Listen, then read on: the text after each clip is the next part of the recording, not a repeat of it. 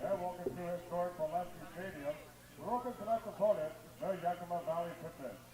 Tonight, we will have the Battle of the Cation Home Run Derby after the game. We invite fans to visit our concessions area, located throughout the ballpark. The Slider House is just beyond the right field fence. Look for the signature blue and red siding. The beer garden is down the third baseline and features Beverly Winery, Birdwood Brewery, and Blue Mountain Cider, among other options. Slugger's Ballpark Service is located on the stadium plaza for concession purchases, including French fries, chicken strips, and onion rings. The hot corner is located on the back pad behind the third base grandstand, where you can get all of your ballpark favorites, including from local restaurants like Sweet Basil Pizzeria and Bright Candy. The home plate hangout is located behind home plate, perfect for cold drinks and quick snacks. The sweet shop at Borleske Stadium should be found along the first base grandstand of the stadium, your one-stop shop for all of your official sweet teas. We remind fans to please be attentive. Balls and bats can frequently leave the playing field. Fans are welcome to see foul balls, so we ask that bats and bat fragments be returned to a sweet staff member until the conclusion of the game. We would like to remind all persons participating in on-field or promotional activities that they do so at their own risk. A full text of this waiver of liability is available on the back of your game ticket. Please immediately find one of our staff members or Prudential front office representatives in the event of lost children or injuries. As always, we welcome your questions and input. We ask fans to be possession of alcoholic beverages and remind you that it is against the law to provide alcohol to underage patrons and to drive while under the influence of alcohol. Please be attentive to children and help create an environment where all fans can have a memorable experience. The West Coast League is a tobacco-free environment. We remind you that smoking, use of tobacco in all forms, and cannabis products is strictly prohibited at Borleske Stadium. We encourage Sweet fans to be loud, boisterous, and show your support for our boys of summer. As part of that cheering, we ask you to remember to show respect and sportsmanship toward the opposing team, their fans, coaches, and especially the umpires. Borleske Stadium outside food and beverage policy is found at the front gate and online at Walla Walla Sweets.com. We remind you that all bags are subject to search. We are a weapons-free facility, and any activity perceived as dangerous or menacing to patrons will not be tolerated. We reserve the right to refuse service to anyone in the event that they are creating a situation that is dangerous for others, and will invite patrons to leave the event if they continue with inappropriate behavior. Fans in the stadium suite shop, grab a pair of free earplugs courtesy of Columbia Patient Hearing. Columbia Patient Hearing is located right here in the heart of downtown Walla Walla. We offer hearing screening, industrial screening, hearing protection, and more. Stop on today to schedule your consultation today.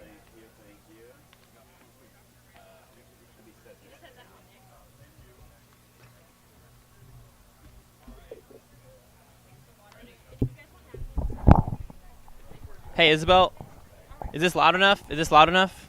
Testing, testing, testing. Test, test, test, test, test, test, test, test. All right, you ready to do this?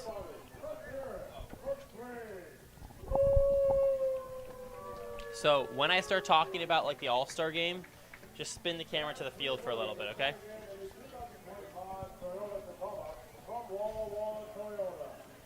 Got it? Yep. And then just spin it back whenever you want. When I start to wrap up maybe, but don't keep it for too long. Okay. Ready? 3. Isabel, are we good? All right, 3. Tell me when. All right. 5, 4, 3, 2. Drew Albaugh here, live with you at Borleske Stadium. I'm in the flesh. I'm a real person talking to you guys here at Borleske Stadium. The Sweets trying to win their second straight game against the Yakima Valley Pippins. It's game number 8 in the Battle of the Basin. The Sweets need to win today and tomorrow to keep the Battle of the Basin alive and win the belt for the first time in franchise history. Another fun thing happening today, a home run derby after the game. Dom Cadiz, Owen Estabrook, and Billy Scaldaferri are up for the Sweets. They're going to try to hit some long balls against the Yakima Valley Pippins. It should be fun, and hopefully there's a home run derby as well during the game. The Sweets hit a home run yesterday off of, who else? Dom Cadiz, his 7th of the year. Walla Walla with the win yesterday broke a 4-game losing streak. It was primarily off the starting pitching. Trey Morse goes 5 innings, 0 earned runs, and then Dylan Torres and Nakoa Moses Camara finish the deal. They go 4 innings, just 1 earned run. I talked to manager of the Walla Walla Sweets, Colby Waterlow, today on another edition of Countdown with Colby on what he saw out of Trey Morse, Nakoa Moses Camara, and Dylan Torres, and what the pitching can do in today's ball game against the Pippins on another edition of Countdown with Colby. Drew Albaugh here with Colby Waterlow, manager of the Walla Walla Sweets, for another edition of Countdown with Colby. After a big win yesterday, you break a 4-game losing streak in West Coast League play.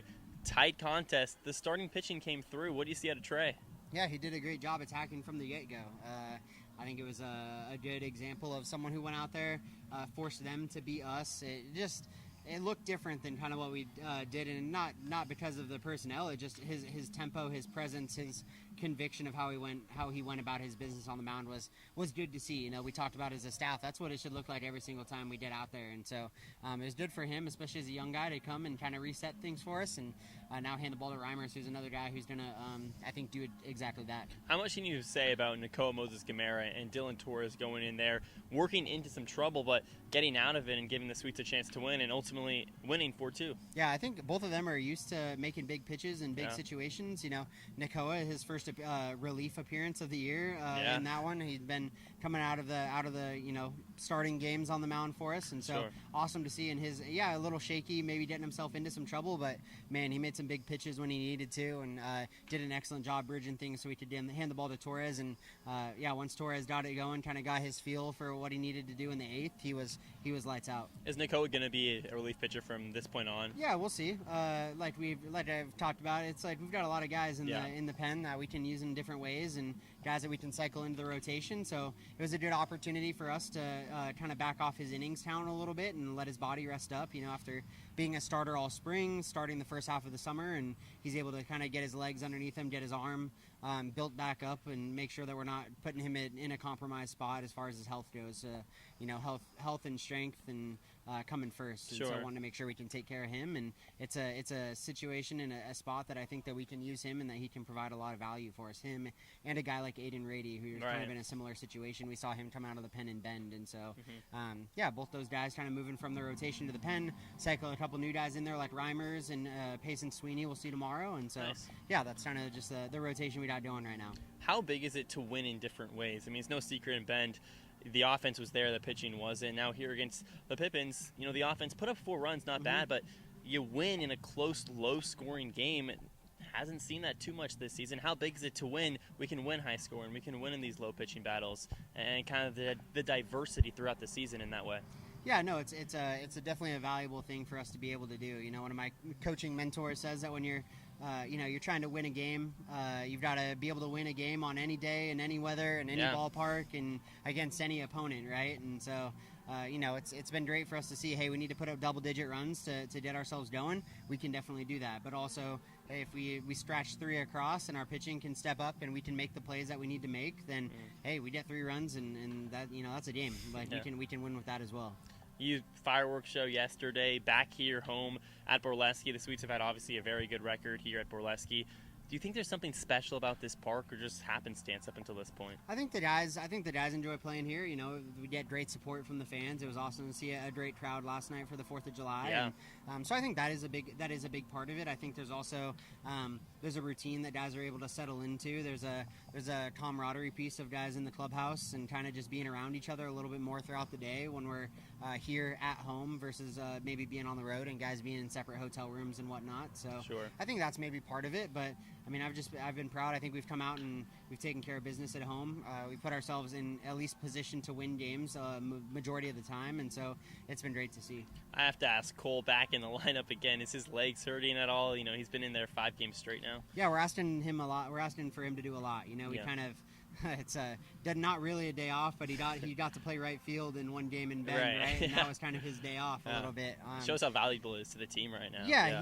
He's riding the hot hand, right? He's swinging the bat well. He's playing great defense in the outfield, so we're trying to get out of him what we can. And I think you could walk through the clubhouse and ask how guys are feeling, and no one's going to be necessarily feeling 100% every single day. But he's doing what he needs to do to recover and get himself in there. And we kind of put the ball in his court a little bit, and he said, hey, like, I want to go, let's go win a series, and then we can talk about getting a day after that. So. New guy in the clubhouse, Hunter Comine, comes in. Is that the expectation? He maybe takes some of the load off these outfielders that you've seen day in and day out? Yeah, he's going to help. He's going to help bridge some of that gap and come in. It's exciting to have him in the clubhouse, and he's going to be a guy who's able to step in, hopefully give some guys a little bit of a rest, like Gunnar Dial, another guy who hasn't really had many days off since he showed up here in Walla Walla. And so, I think Hunter's going to provide us some of that. It also allows some of those guys, those infield guys or utility guys we've been cycling into the outfield, might allow them to get a few more reps in the infield coming down the stretch and kind of be able to invest there a little bit. You know, we've played okay defense, but we've definitely made our fair share of errors. And so some of that is, hey, maybe they're able to invest in their training a little bit on the infielder side so that when they do get plugged in, it's not I was in left field the last 2 nights and now I got to come in and play second base, or come in and play third base, and they're seeing the game, which is great, seeing them from different perspectives, but there's also something to be said about being able to settle into a position and kind of settle into your fundamentals and your routine, for a certain spot. A guy I want to touch on, maybe the last specific guy, Zay Bidwell yesterday, I was super impressed with.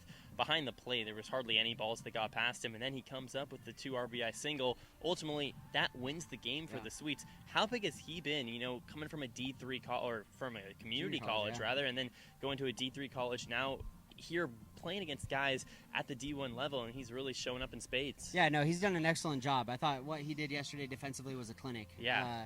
It's catching is something that he actually didn't do much of in the spring. He played a lot more first base than he caught. I was baffled when I asked him about that. Yeah, and we saw him in there last night, and we've seen him in there so far this summer, and he's done a great job. I thought last night for sure was one of his best nights, especially defensively, that I've seen, and he gets the big knock as kind of a reward for his efforts behind the plate. But I think he really saved the game in maybe more defensive ways than he did win it with the swing of the bat. And which says a lot, because that was a big hit. Yeah, right, exactly. But you think about how many runs he saved, keeping the ball in front of him, not letting it get to the backstop, and we talked about Nakoa and Torres making big pitches. Well, it helps them a lot to be able to have the confidence of, hey, with 2 strikes I can bury a slider in there and know that Zane's going to pick him up, or for Zane to keep the guys on first and second versus second and third, where all of a sudden a ground ball is a double play rather than a ground ball being a run scored. And so I was really pleased with Zane. He's going to get to go back there again today and take care of Ben Reimers and work with him. It should be great to see him back there. Is there something, you were a catcher back in the day,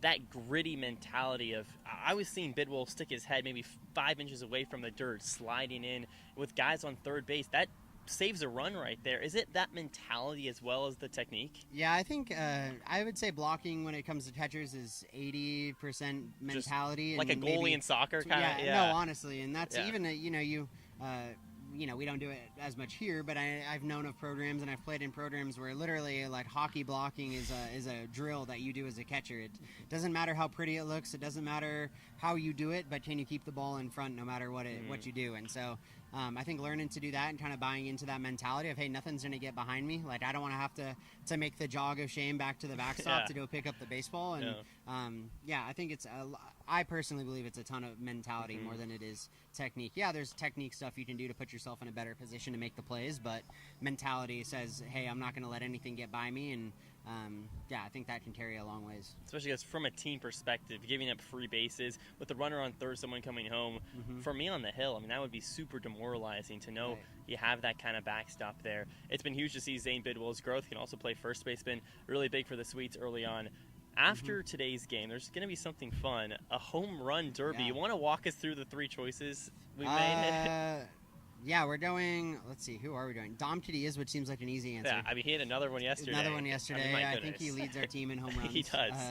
So that was a pretty easy choice. I don't think it's close either. No. Yeah. Billy Scaldaferri, I believe, is going to be going for us as well. he's a guy that puts the ball in the air. You know, we've seen him run a couple balls out here at Borleske. If the wind gets going out there to left, he's third in RBI in the team, despite being like hitting 215 right now. Yeah, the average hasn't maybe been where he's wanted it to be, but I think the extra base hits have the extra base hits have. He's got a lot of juice.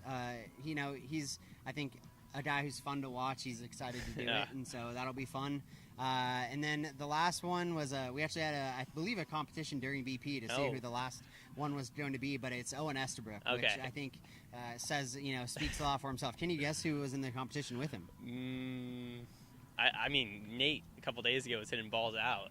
Nate Stuyvesant was our choice. So Nate Stuyvesant was our honorable mention. We'll see, but I think Estabrook is gonna take it today. So I mean, Estabrook's legs are like tree trunks. He was walking in there. I was like, I don't know how you can't put that guy in the home run derby. He's one of the guys where it's like, oh yeah, Estabrook's going, like, makes sense. Like, right. That sounds good. You picked him to go to the island with you for a reason. Yeah, right. I mean, we got to get him out there. That only checks out. So and he can hit bombs. Hopefully the Sweets not only hit bombs, but they also take a win. It leads us to our question of the day. Do you have any memorable home run derby memory? Like Ken Griffey with the backwards hat, or I remember Julio Rodriguez almost winning it his rookie year, stuff like that. Were you a home run derby guy?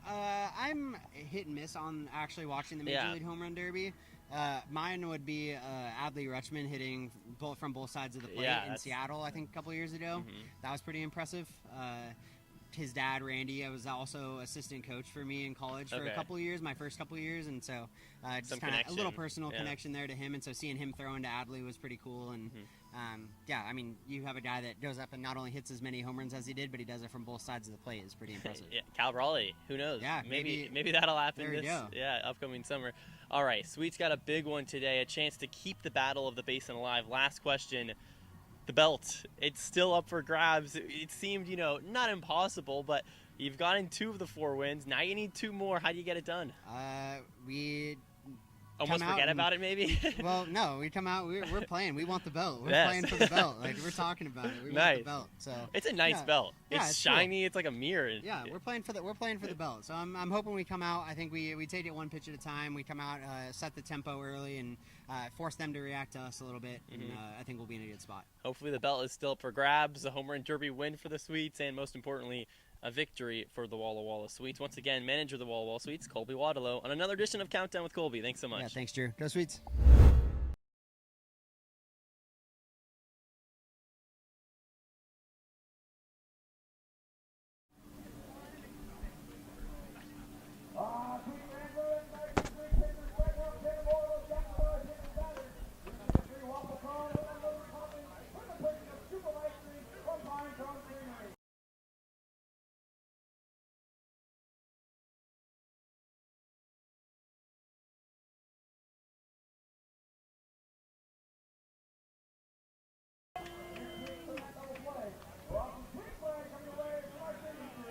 The Battle of the Basin rolls on here at Borleske Stadium. Game number 8 between the Sweets and the Pippins. Walla Walla needs to beat Yakima Valley tonight to keep the battle alive, or the Pippins go home with the belt for the first time in franchise history. Following the game today, there's also a home run derby. Make sure to stick around for that. We will have that on the stream as well. But for right now, let's stick at what's in front of us. Ben Reimers, right-handed pitcher out of Stanford University, starting out on the hill for the Sweets. A 3.18 ERA in 5 2/3 innings pitched. Just his second start with Walla Walla out on the hill. Should be dynamite. The Sweets starting pitching was more than dynamite in yesterday's ball game on July 4th. Trey Morse goes 5 innings pitched, 5 strikeouts, does not give up an earned run, just 1 run allowed, as the Sweets win 4-2 in the opening series, or the opening game of the series rally. In game number 2, the Sweets could improve to 6-0 in home series this season with a win against the Pippins. Up steps Gage Reeser, the leadoff bat for Yakima Valley, followed by Cole Hansen and Julian Angulu. Reimers comes set, the first pitch. A fastball misses up and away for ball number 1. And the first pitch is 5:37 p.m. That clocked in at 93 miles an hour, throwing gas. The 1-0 from Reimers. Fastball whistles high. 2-0. Reimers, a 4-pitch mix, including a fastball. You see it sit in the low 90s, along with a slider, the changeup, and a splitter. Nobody out, nobody on. The 2-0 on the way to Reeser is tanked left side, slowly slices foul. Count runs to 2 balls and 1 strike. Following Hansen and Gulu in the deck and on the hole, it's Finley Spicer in the 4-hole for the Pippins. Dylan Anderson batting 5th. Logan Naylor 6th. That's Reimers' 2-1s on the way. Fastball upstairs, 3 balls and 1 strike. Ethan Buckley batting 7th. We saw some confusion yesterday. Buckley entered the game late after there was 2 numbers listed on the lineup card. He entered halfway through the ballgame. The 3-1 on the way. Roped left side, well foul. So the count runs full, 3 balls and 2 strikes to Gage Reeser. Batting 8th, Jack Varney. Rounding up the lineup, Ethan Hogan, the 3rd baseman. Bluebird day here in Walla Walla. Some wispy clouds out in left center and center field, but other than that, all blue sky. Reimers comes set at the belt, kicks and deals. Fastball runs up and in. It just misses the zone at 93 miles an hour. So it's a leadoff walk, and up steps Cole Hansen. No wind out in straightaway center field. A pretty good crowd on hand here at Borleske as fans continue to file in down the right field line. Not as good as yesterday, but that's hard to do on the July 4th fireworks show. What a show it was. Stayed after. You saw it on the stream also. If you missed it, you can go back and look at the past live streams. Defensively for the Sweets, some interesting decisions from manager Colby Waterlow. Tanner Kern in left field. We saw him in left just once. It was against the Northwest Stars as the next pitch he shows bunt. It's popped right side and out of play. An unsuccessful bunt attempt from Hansen, and it's 0-1. Straightaway center field, not an interesting choice at all. Cole Rogers, he's back out there. Rogers has started out in center field or in right field for the Sweets in 13 straight West Coast League games. Did have a couple days break against the Northwest Stars. Nobody out, the 0-1 pitch, a swing and a miss. 92 right by him. Count moves, no balls and 2 strikes to Hansen. Over in right field, Andrew Demonu back in the lineup out of Olin Benton College. Native of Pendleton, Oregon, just about 45 minutes south in Oregon. Nobody out. Reimers comes set at the belt, kicks and deals. Fastball catches the outside third. First strike 3. Down goes Hansen looking, and it's the first strikeout for Ben Reimers. Reimers came into the ball game with 4 strikeouts in 5 2/3 innings pitched. He's allowed just 2 walks. Now already allowed his 3rd. Gage Reeser, the leadoff bat. Julian Angulo steps in, the righty bat. In the infield for the Sweets, Jacob Talbot playing 3rd base for the first time this season. We've seen him a few separate times at 2nd and also on the mound as the first pitch, an off-speed, misses high, 1-0. Landon Young at shortstop. Nate Stuyvesant back in the lineup at 2nd base. And Dom Cadiz, after homering in yesterday's ball game as the designated hitter, at 1st. Behind the plate, Zay Bidwell for his 2nd straight start at the catcher position. The first time he makes back-to-back starts at the catcher. Next pitch is chopped, 3rd base side, foul. Talbot gloves it in foul territory, throws it right back to Reimers. As the count evens up, 1 ball and 1 strike. Julian Angulo yesterday goes 2 for 4 with the Pippins. Hitting .269 on the season. The right-handed bat taking his time to step into the batter's box and now looks in Reimers' eyes. Takes a peek at first base and comes set at the belt. The 1-1. Pitch on the way. Runner takes off. Fastball poked. Right side moving up with the baseball. Andrew Demonu, who catches it on the fly. The throw goes back to first base. Dom Cadiz, a pick at first. doubles up Reeser, and that is that in the top of the first frame. Side retired on a line drive double play out at the bat of Julian Ngulu. Heads up baseball by Andrew Deminu, and we roll to the bottom of the first inning. Sweets looking to scratch the scoreboard first, tied up at 0-0. No hits, no errors, no one left on.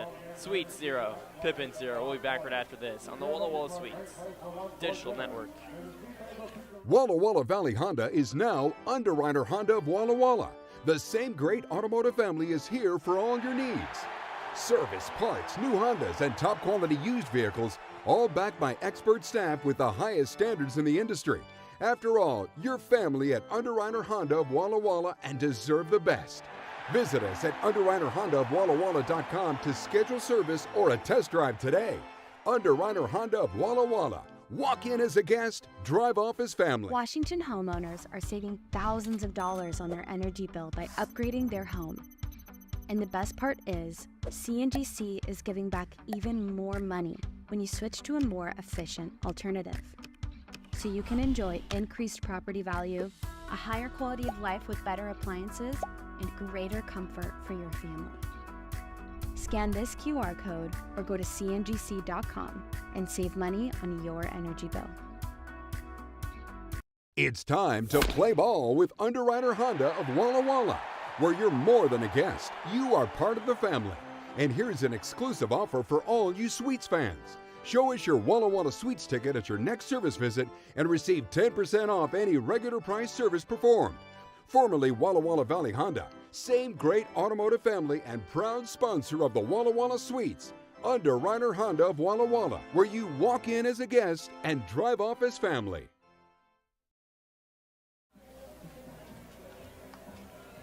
Welcome back into Borleske Stadium. No score as we move to the bottom of the first inning between the Sweets and the Pippins.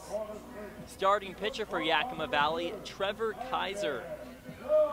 The righty arm incoming freshman out of Oregon State University. Stands at 6'5" out on the hill. Throws a low 90s fastball as he comes set for the first time facing Landon Young. The first pitch on the way. You see the fastball miss high right there, 1-0. Clocks in at 91 miles an hour. Landon Young taps his bat a few times on home plate. Kaiser working quickly in the motion. The pitch, yanks it off the plates. Goes back to the heater, 2 balls and no strikes.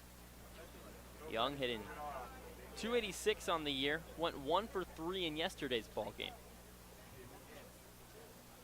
From the windup, the pitch on the way.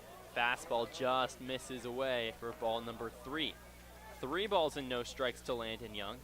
On deck, Nate Stuyvesant in the hole, batting third, Dom Cadiz. The 3-0 pitch. Fastball runs low in the dirt, ball 4. And it's a leadoff walk for Young, and up steps the aforementioned Nate Stuyvesant. Stuyvesant out of Stanford University. Teammates with starting pitcher for the Sweets, Ben Reimers. Stuyvesant hitting .250 on the year. Struggled against the Pippins this season. 1 for 7 against Yakima Valley. The first pitch on the way. Off speed just clips the upper outside corner. 0-1. Cadiz on deck. Kern in the hole. Followed by Beasley hitting 5th. Jacob Talbot hitting 6th. As the next pitch is on the way, a swing and a miss. Runner takes off. Landon Young slides into second base. The throw goes more towards shortstop instead of second. Young in without a tag. Young's 11th on the season. That leads the Sweets.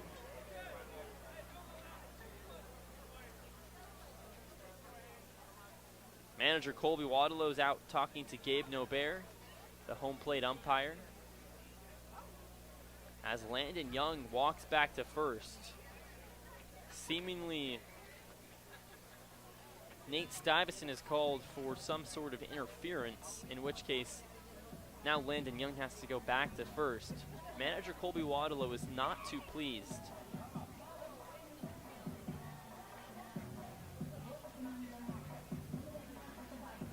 Manager Waterlow is imitating Nate Stuyvesant on what he did, saying he was just trying to get out of the way of the inside pitch. So what seems to be the case right now, Landon Young walks back to first. It would not be his 11th steal on the year. Manager Colby Wadlow now walks back to the dugout somewhat frustrated. No conversation between field umpire Matthew DeGree and Gabe Norbert behind the plate. So that's the ruling. And with that being the case, Nate Stuyvesant is ruled out on interference. So not only does Landon Young not get rewarded for the stolen base, Stuyvesant is out on interference, and it brings up Dom Cadiz. Throw goes back to first. Young dives back safely. We've seen that a couple times this season, both for and against the Sweets. This time it does not help out Walla Walla, as the next pitch, an off-speed pitch, clips the outside third. Count evens up 1 ball and 1 strike. Tanner Kern on deck, Beasley hitting 5th, Jacob Talbot 6th, Zay Bidwell in the 7-hole, Andrew Demenu hitting 8th, and Cole Rogers rounding up the lineup, hitting 9th. The 0-1 pitch, off-speed misses away. Cadiz goes up around a third of the way through the plate, holds up his swing in enough time. Count evens up 1 ball and 1 strike. Cadiz hitting .409 on the season. That leads the West Coast League. The 1-1 fly back behind the screen and out of play. Count moves 1 ball and 2 strikes. Dom hit his 7th home run of the season yesterday. That leads the Sweets, 3rd best in the West Coast League. 1 out. The 1-2 pitch. Young takes off. Line drive. Right field. It continues to slice, and it falls down and slices into the corner down the right field line. Rounding third base Landon Young. He's going to get the sign. The throw from Varney comes home. Not in time. Young, a head-first slide, just beats the throw. Dom Cadiz, an RBI double, and the Sweets on top. 1-0 over the Pippins here in the bottom of the first.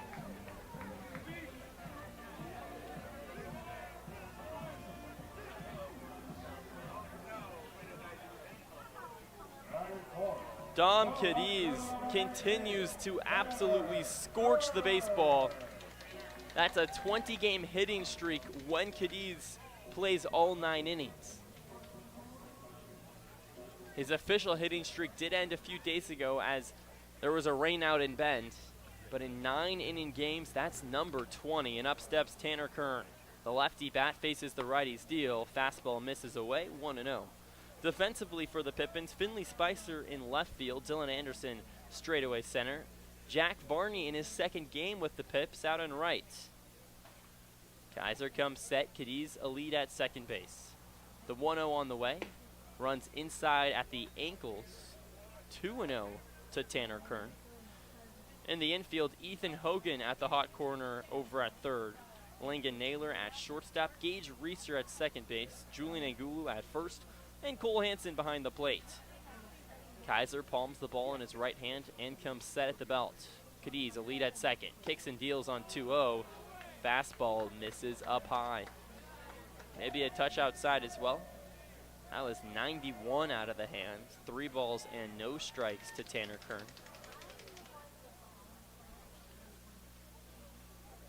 Kaiser comes set at the belt. Kicks and deals. Fastball right down the pipe. Kern was not even thinking about swinging on 3-0. Count moves to 3 balls and 1 strike. That's Cadiz's, by the way, 24th RBI on the season. That leads the Sweets by a sizable margin. In 2nd, Landon Young with 16. The 3-1. Curveball misses inside. Tanner Kern draws a walk. It gets past Hansen. The throw goes over to 3rd base. Cadiz gets in without a slide. Runners are now on the corners after the passed ball. And up steps Nikhil Beasley.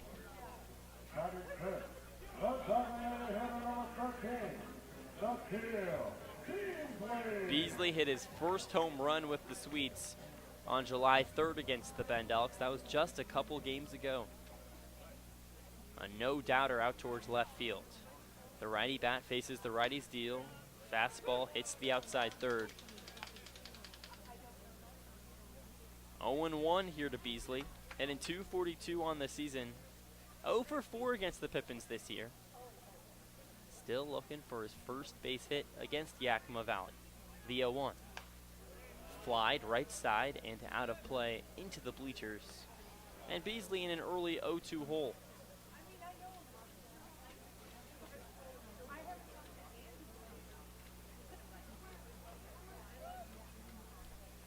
Kaiser gets the sign from Hansen and comes set at the belt. In the motion, the pitch on the way. Off speed, misses high. Count moves 1 ball and 2 strikes to Nikhil Beasley. Running a 30% K rate. Just 2 walks on the season. The 1-2. Slider misses away. Beasley almost offers at it, but pulls back just in time. Count runs even 2-2. Bluebird day here in Walla Walla. American flag out in center field. Rests all the way down. No wind to be heard of. Sunshine on the entire diamond as the 2-2 pitch is on the way. Runner takes off. Throw goes over to second base. Kern slides in. He got him. Naylor, the shortstop, covers an absolute bullet from Cole Hansen. And Tanner Kern is robbed of his first stolen base of the season. All of a sudden, there's 2 gone, with Dom Cadiz still at third base. 3 balls and 2 strikes here to Beasley. Geyser comes set, the pitch on the way. Fastball, caught him looking right on the lower outside corner. Clocks in at 90 miles an hour. And the Sweets leave 1 on 1 base hit. Walla Walla notches 1 across off the bat of who else? Dom Cadiz. We'll be back right after this. We move to the top of the second frame. Sweets on top 1-0 on the Walla Walla Sweets Digital Network. It's time to play ball with Underwriter Honda of Walla Walla, where you're more than a guest. You are part of the family. And here's an exclusive offer for all you Sweets fans. Show us your Walla Walla Sweets ticket at your next service visit and receive 10% off any regular price service performed. Formerly Walla Walla Valley Honda, same great automotive family and proud sponsor of the Walla Walla Sweets. Underwriter Honda of Walla Walla, where you walk in as a guest and drive off as family.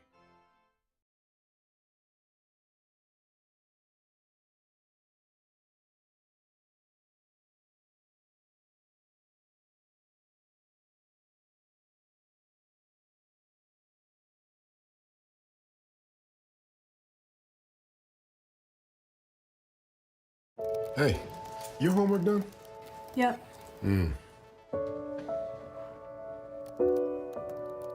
Hey, is your homework done? This kinda is homework.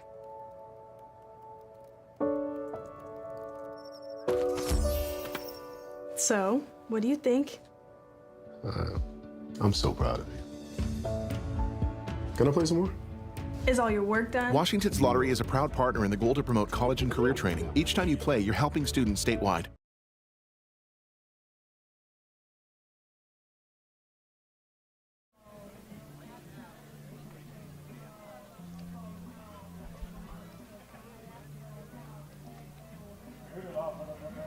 Hello, Jeanette, in the chat. Thank you. Go Sweets indeed.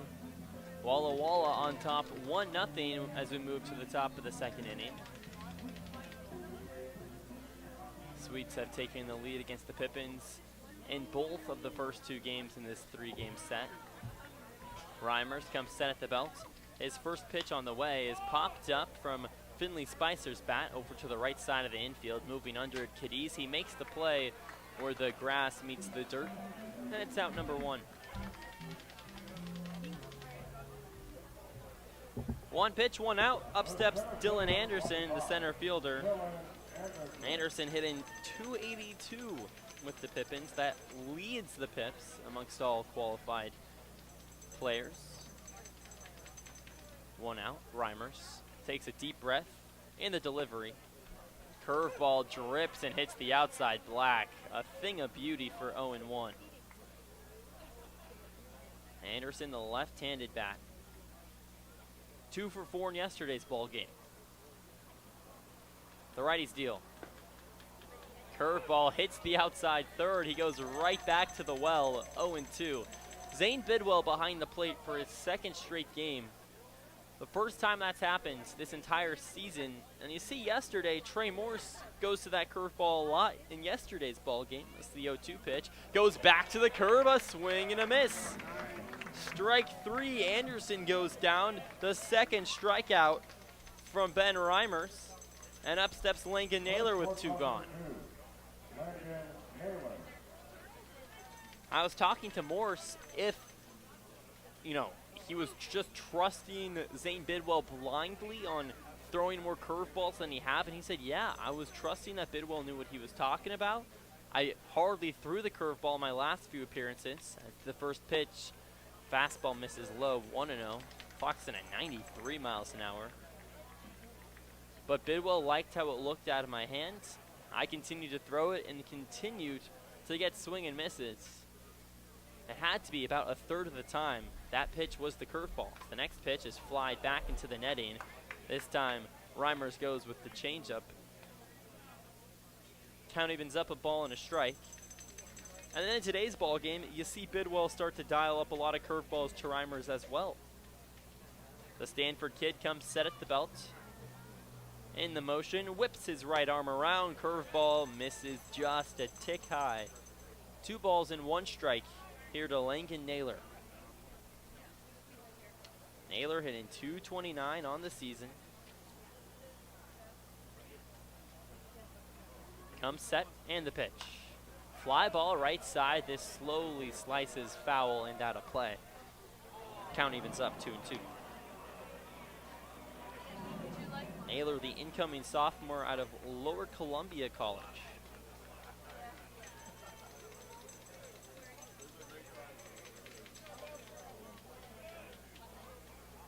Two outs, the 2-2. Chop, third base side. Bidwell comes up with it, but the ball bounces in and out of his glove and into foul territory, so we'll do it again at 2-2. Stuyvesant went back to the curve. A nice pitch that, according to TrackMan, just hits the very bottom third of the zone. Naylor just gets the wood out to the baseball. Reimers leans in, gets the sign from Bidwell. He shakes off a couple and now comes set. 2 outs. The pitch on the way. Goes back to the curveball, rings him up, top shelf, inner third.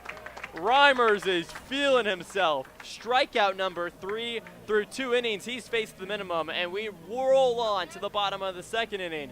Sweets on top 1-0 on the Walla Walla Sweets Digital Network.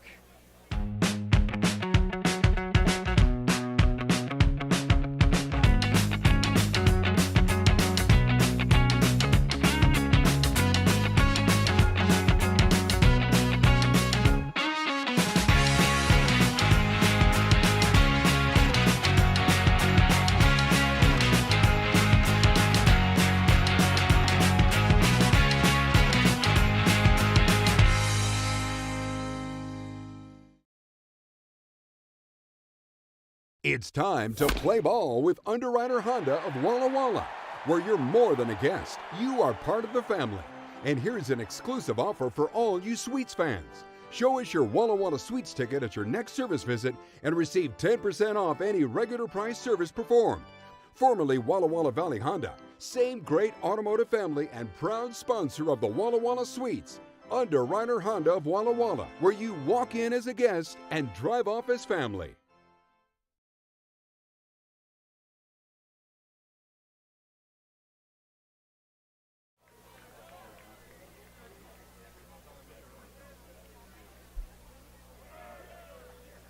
Welcome back into Borleske Stadium. Sweets on top 1-0 over the Pippins as we hit the bottom of the 2nd frame.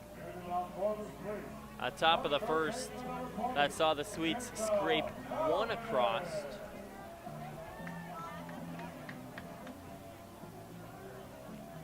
To the bottom of the 2nd inning, Sweets on top 1-0 over the Pippins as Kaiser comes set and deals a first pitch fastball up and in stairs. Up and in stairs, my goodness. Inside and upstairs. Wow. It's been a long night, apparently. Jacob Talbot, the batter, the 1-0 pitch. Fastball clips the lower third. Count evens up, a ball and a strike. Talbot hitting .353 on the season. Just over 20 at-bats, but still has been very productive from not just at the dish, but also on the mound. As the next pitch is squeezed right back up the middle. A little floater that hangs in the air. Naylor runs back, makes the play in shallow center for out number 1.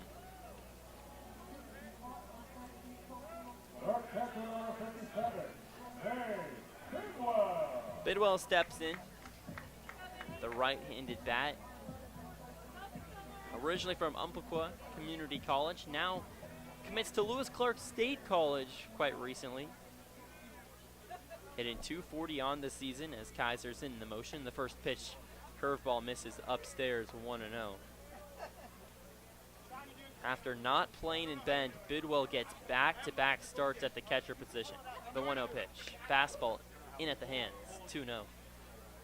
And for a good reason, Bidwell, the big 2 RBI single in yesterday's ball game in the 6th frame that saw the Swedes plate 3. Ultimately, that was the difference in a 4-2 win. Next pitch, grounded up the middle, right side. Reeser comes up with the baseball, flicks it to first base in time, and there goes Bidwell for out number 2. Up steps Andrew Demanu, right fielder today for the Swedes. The Swedes in their dark blue navy tops, white pants, W2 red hats defensively. On the other side, the Pippins in their all grays. The first pitch to Demanu, fastball down the heart of the plate, 0-1. All grays with the black cap, Pippins logo striped across the front, 0-1. Grounded right back up the middle, a bouncer to Kaiser, he gloves, tosses to first base into the chest of Anglou as he squeezes for out number 3. A 1-2-3 bottom in the second inning. Sweets still on top 1-0 though as we move to the top of the third on the Walla Walla Sweets Digital Network. Whatever your printing needs, Abbott's Printing does it all. Signs and banners, rich, full-colored, high-quality commercial and digital printing, direct mailings, full-color business cards, and postcards. If you want a printing job done right, then Abbott's Printing is the place to be. Abbott's Printing provides award-winning quality and outstanding customer service. Visit abbottsprinting.com to view their selection or call 453-8202. That's 453-8202. Abbott's Printing, where the excellence is on paper. Holiday Inn Express Walla Walla is proud to be the official hotel of the Walla Walla Suite. Our guests are sure to get a great night's sleep in one of our recently remodeled rooms, and our 24-hour pool and spa are perfect for round-the-clock relaxation. Each night at Holiday Inn Express Walla Walla is followed by a complimentary breakfast included with every stay. At Holiday Inn Express Walla Walla, you can catch some Z's while the Sweets catch some W's. Wins, that is.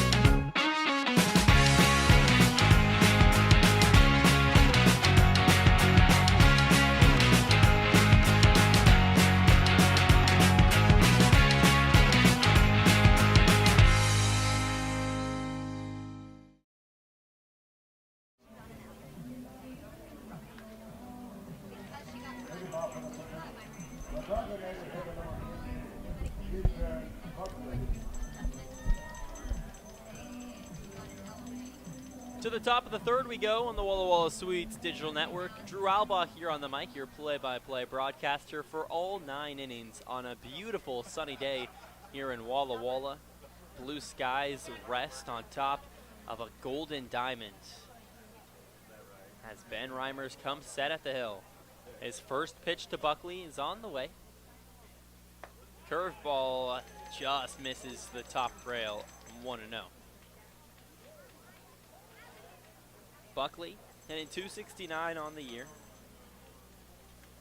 0 for 1 in yesterday's ball game. The 1-0. Fastball's popped up straight away in the infield. Now it slowly tails to the right. Stuyvesant makes the play in the dirt. And it's out number 2. Out number 1, rather.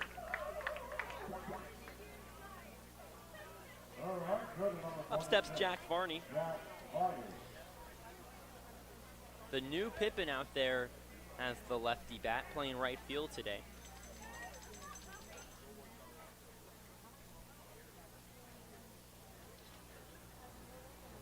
Reimers set. The pitch on the way. Roped. Right side, foul ball. Allowed strike number 1. That was 80 off the bat. Reimers threw that one at 91, middle at the lower part of the zone.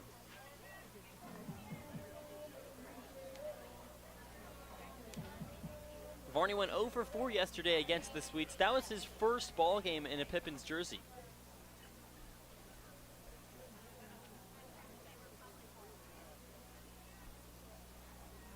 The righties deal.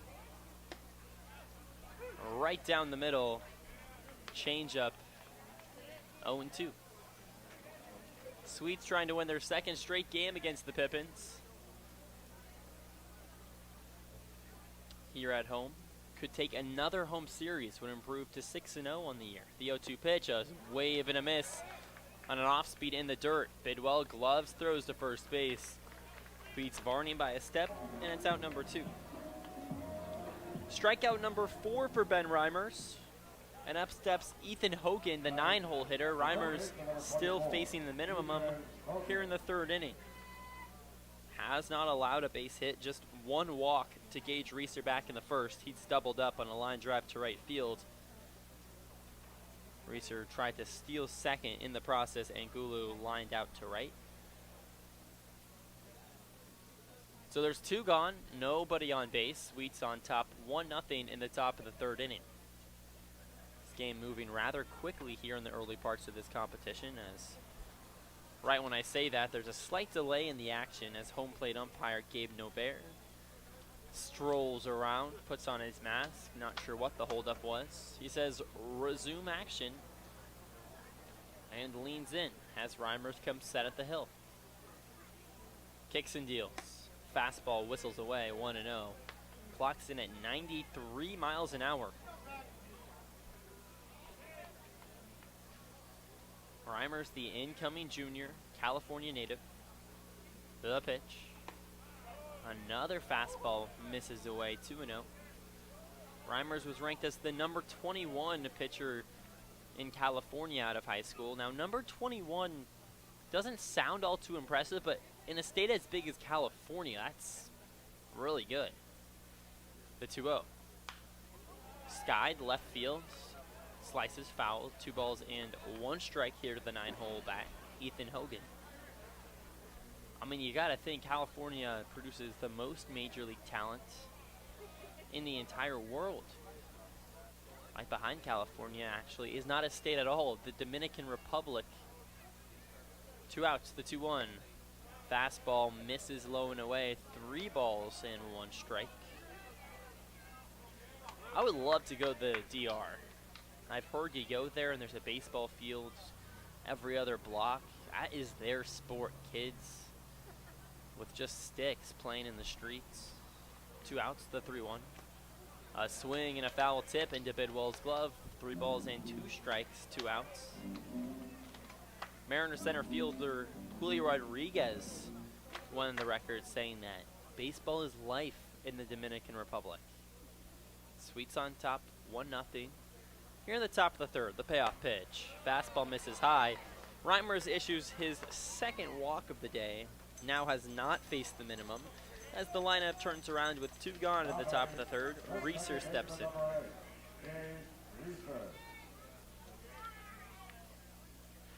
Reeser walked his last time up as well. Hitting just .222 on the season. 0 for 1 in yesterday's ball game with a couple walks. All in all, a productive day if you go 0 for 1 with 2 walks. Now, the average doesn't increase, but that's very valuable to his team. As the first pitch, outside, it gets past Bidwell. Moving over to second base, Ethan Hogan, and the Pippins are a base hit away from tying this ball game up. Just like that. Pass balls are so essential. I was talking to manager Colby Waterlow before the game on Countdown with Colby. Once again, you can check that out on the Walla Walla Sweets YouTube channel, or come to the live stream 15 minutes early to see it on our pregame show presented by Washington's Lottery. As Reimers takes a peek at second, the 1-0 on the way is scorched on the ground over towards third. Talbot keeps it in front of him but can't make the play as he loses it. And it's an infield single for Gage Reeser. Runners on the corners. And Cole Hansen steps in.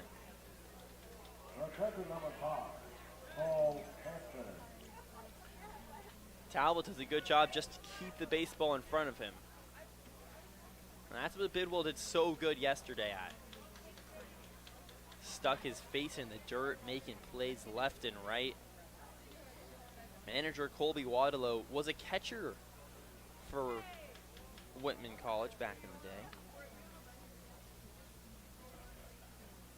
The first pitch from Reimers. Off speed, misses in the dirt, 1-0. Said it's a mentality. Yes, there's some skill in blocking pitches, sliding, getting there, but a lot of the times it's just who wants it more. Am I willing to put my body out there on the line? And Zay Bidwell does that tenfold. 2 outs. The 1-0 to Hansen on the way. Slider misses outside, 2 balls and no strikes. A walk would walk the bases loaded as Julian Angulo would step in. Swinging a hot bat. 2 for 4 in yesterday's ball game is Angulo, hitting .269.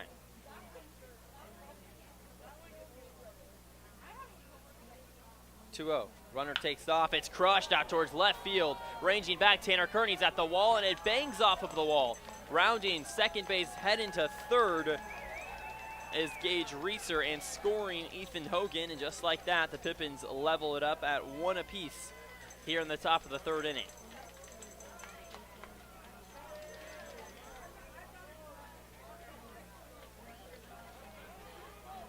Reeser was already stealing second base. He gets to third.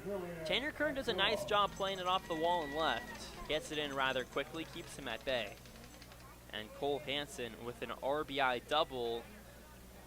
What started out as a harmless first couple of outs in the ballgame, then a walk on a 3-2 pitch to Ethan Hogan, and since then it's been back-to-back base hits. Angulo steps in, the right-handed bat, facing the righty steal on the way, a swing and a miss. 93 upper rail, right by him for strike number 1. Angulo hitting .269 on the year. He lined out to right field but made nice contact. 80 miles an hour off the bat his last time up. Reimers comes set at the belt, takes a deep breath. The pitch on the way. 0-1 turns into 0-2. A curveball just hits the upper inside corner. Reimers a pitch away from getting out of the jam, and his 5th strikeout of the day. The crowd here at Borleske starting to get into it. 2 outs. The 0-2 pitch. Curveball misses low. Bidwell nods his head. That was a good 0-2 pitch. Just dripped beneath the basement of the zone. Angulo doesn't chase though, give him credit. When Reimers comes set, you can hear a pin drop here at Borleske. 2 outs. 2 on. The 1-2 pitch. Another off speed devoured by the dirt. That time he goes with the changeup. And the count evens up 2 balls and 2 strikes with 2 outs. Finley Spicer on deck.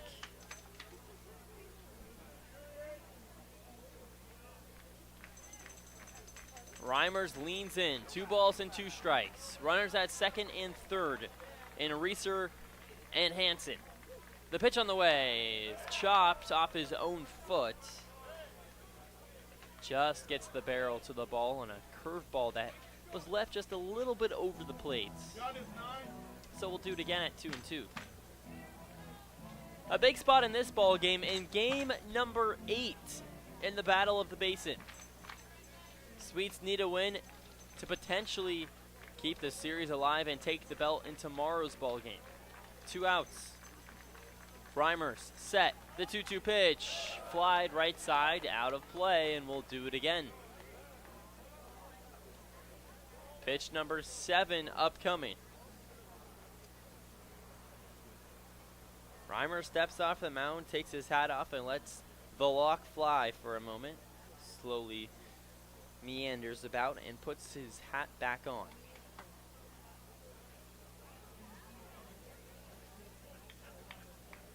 A big spot. A base hit could potentially score 2 with Hansen, a speedy base runner, at second base. Reeser at third. On 2-2. The pitch.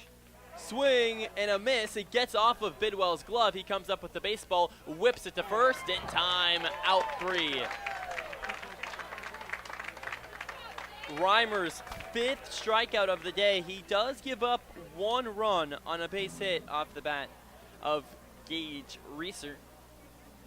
So we're all level. A couple of base hits, 2 left on. Sweets and Pippins tied up at 1 apiece. We move to the bottom of the 3rd inning on the Walla Walla Sweets Digital Network. Whatever your printing needs, Abbott's Printing does it all. Signs and banners, rich, full-colored, high-quality commercial and digital printing, direct mailings, full-color business cards, and postcards. If you want a printing job done right, then Abbott's Printing is the place to be. Abbott's Printing provides award-winning quality and outstanding customer service. Visit abbotsprinting.com to view their selection or call 453-8202. That's 453-8202. Abbott's Printing, where the excellence is on paper. Holiday Inn Express Walla Walla is proud to be the official hotel of the Walla Walla Suite. Our guests are sure to get a great night's sleep in one of our recently remodeled rooms, and our 24-hour pool and spa are perfect for round-the-clock relaxation. Each night at Holiday Inn Express Walla Walla is followed by a complimentary breakfast included with every stay. At Holiday Inn Express Walla Walla, you can catch some Z's while the Sweets catch some W's. Wins, that is.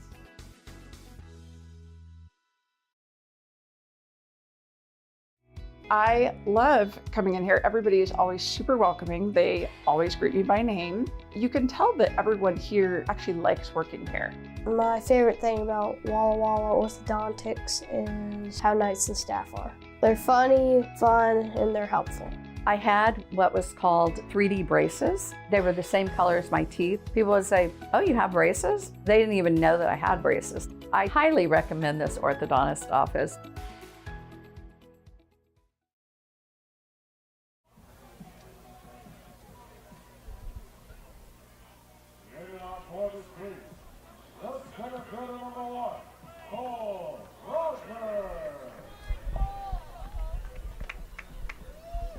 On to the bottom of the 3rd inning. Sweets tied up with the Pippins 1 apiece as Cole Rogers steps in. The first pitch from Kaiser is grounded over towards 3rd. It eats up Hogan for a moment. He picks it up off the ground and throws a strike into the chest of Angulu to beat a speedy Rogers by a half a step for out number 1. The lineup turns around as Landon Young steps in. Young walked his last time up and scored the Sweets' only run back in the first frame. Hitting .286 on the season. 6 for 22 against the Pippins this year. Kaiser comes set in the motion in the pitch. Slider misses away 1-0. In the top half of the frame, the Pippins get on the board and even the score. A double off the wall from Cole Hansen scores a run. The 1-0 is roped. Left center field as gets down and bounces into the alleyway. Rounding first base and heading to second, Landon Young. Coming up with the baseball right at the wall is Dylan Anderson. Rounding second is Young. He comes home to 3rd. Slide. He's safe. A 1-out triple for Landon Young. And the Sweets are 90 feet away from taking the lead right back from the Pippins here in the bottom of the 3rd inning.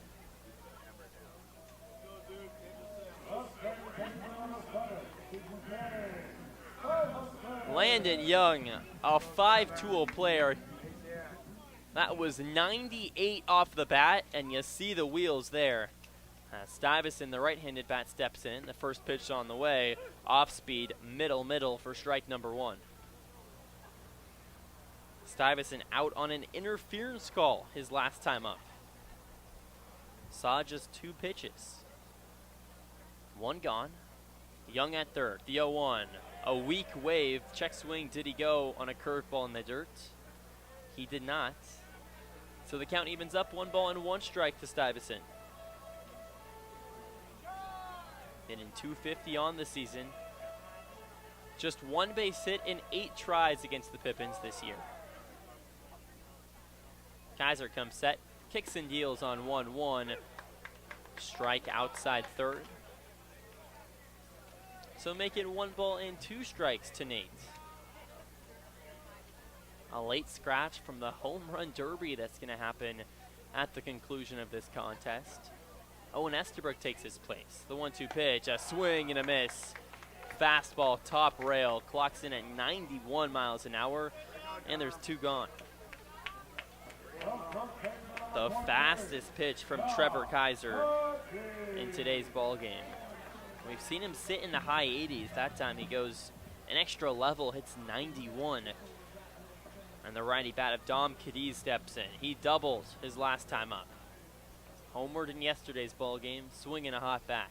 The first pitch on the way, fastball misses outside, 1-0.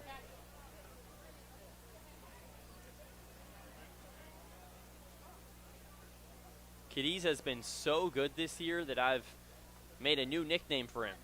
Dominant Dom. Leads the Sweets in a handful of categories as there's a meeting on the mound between Anthony Alvarado, pitching coach for the Pippins, Trevor Kaiser, and the rest of the infield.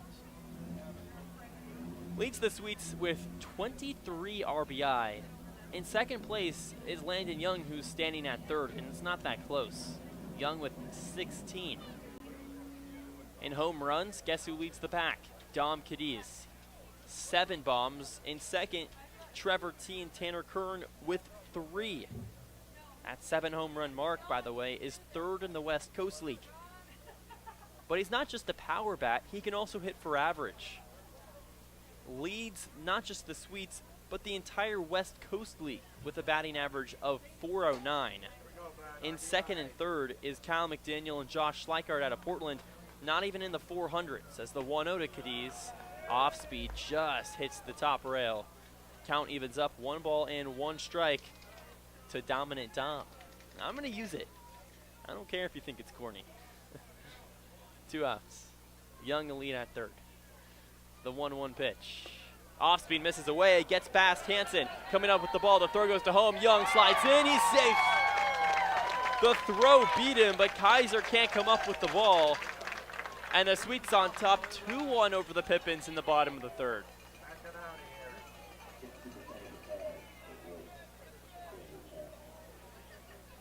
Landon Young's not going to be credited for an RBI, but he might as well be. A triple, and then takes home on a passed ball. He did it all himself. And the Sweets on top, 2-1 now. The 2-1 to Cadiz. Fastball runs high. And a hitter's count, 3 balls and 1 strike to Dom. The 18-year-old UCLA commit. The all-black bat, the pitch. Slider misses away, and he takes his walk. Cadiz's 14th walk on the season. That's 3rd amongst qualified batters for the Sweets. Brings up Tanner Kern. Kern in 4th with 13 walks. Kind of a crazy stat. Not qualified because he has just 13 at-bats, but Isaiah Chacon, who hasn't played in almost a month for the Sweets, is in 3rd place as the first pitch to Kern is laced out towards deep left center field. Ranging under it, Anderson, he can't make the play as it bounces over to the wall. Rounding third base and heading home, Cadiz coming up with the ball. Anderson caught up by Naylor, the throw goes to home, tag applied, he beat him. Cadiz gets caught at home plate, a bang-bang play. Tanner Kern, a double, doesn't get the job done. And the Sweets get just the 1 run in the bottom of the 3rd inning. Off a couple of base hits, 1 run, we move to the top of the 4th. Sweets on top 2-1, and we'll be back right after this on the Walla Walla Sweets Digital Network. Walla Walla Valley Honda is now Underwriter Honda of Walla Walla. The same great automotive family is here for all your needs. Service, parts, new Hondas, and top quality used vehicles, all backed by expert staff with the highest standards in the industry. After all, you're family at Underwriter Honda of Walla Walla and deserve the best. Visit us at underwriterhondaofwallawalla.com to schedule service or a test drive today. Underwriter Honda of Walla Walla. Walk in as a guest, drive off as family. Washington homeowners are saving thousands of dollars on their energy bill by upgrading their home. And the best part is, CNGC is giving back even more money when you switch to a more efficient alternative. So you can enjoy increased property value, a higher quality of life with better appliances, and greater comfort for your family. Scan this QR code or go to cngc.com and save money on your energy bill.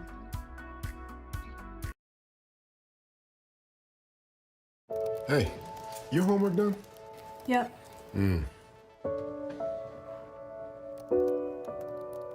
is your homework done? This kinda is homework.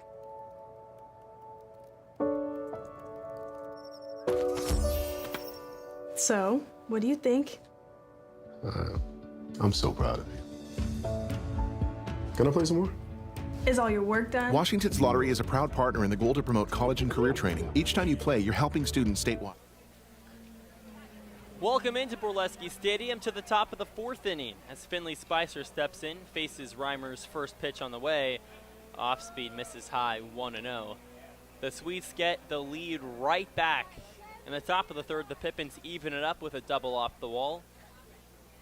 Then in the bottom of the 3rd inning, the Swedes take the lead right back as the 1-0 pitch misses downstairs. Oh, it hits the bottom of the zone. 1 ball and 1 strike to Finley Spicer.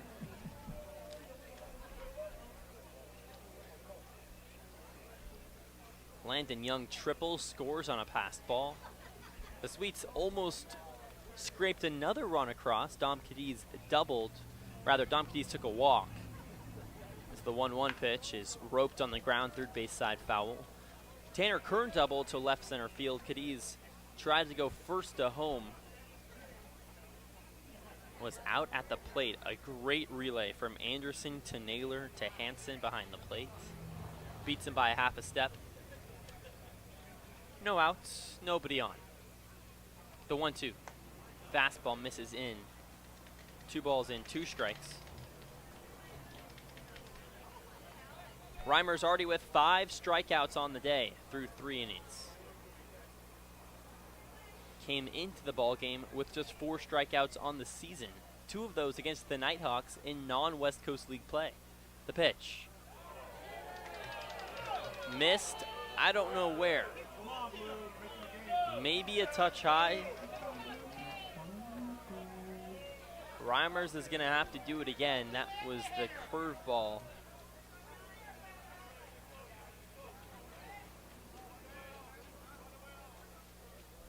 Nobody out, the payoff pitch.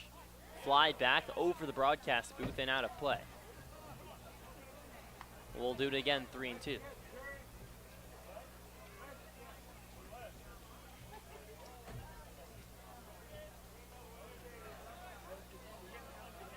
Reimers comes set at the belt as he gets the sign from Bidwell. Whips his right arm around. Curveball misses up and in. Ball 4. A leadoff walk to Finley Spicer, and Dylan Anderson steps in.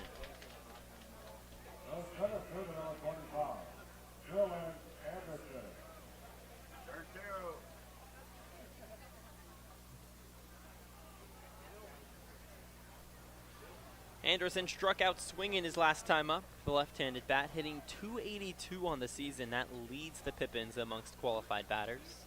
As Reimers gets set at the belt. His pitch on the way. Curveball misses outside, 1-0. A beautiful day for baseball here in Walla Walla. No wind to be heard of. Blue skies, some wispy clouds overhead, but that's about it. Trees outlining the outfield. Nobody out. Runner at first. The 1-0. Check swing, rather foul tip. In and out of Bidwell's glove. Count evens up, a ball and a strike. Fans continue to stream in. Pretty good crowd here on a Saturday afternoon.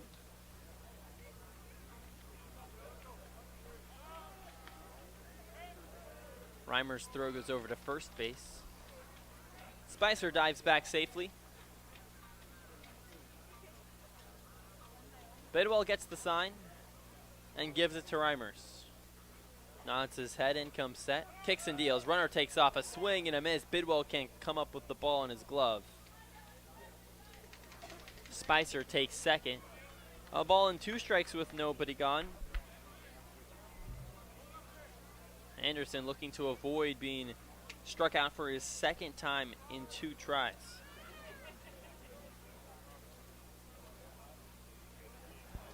Reimers leans in, shakes off a few signs. Throw goes over to first base.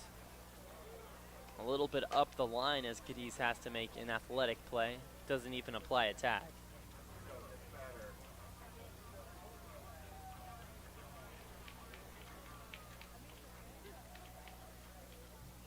The 1-2.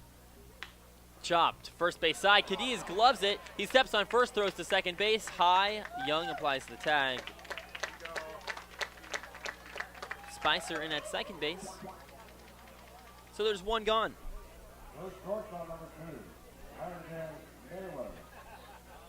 A nice play from Cadiz at first. Not easy at all. Had to go glove side and rode the chalk for a while.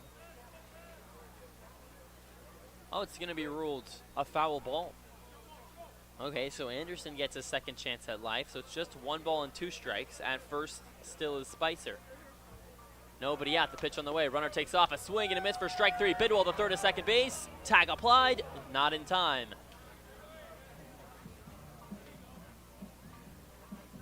So Anderson's out either way. Spicer reaches second base either way. The only difference is Reimers collects another strikeout. His 6th on the day. Once again, he came in to today's contest with just 4 strikeouts on the season.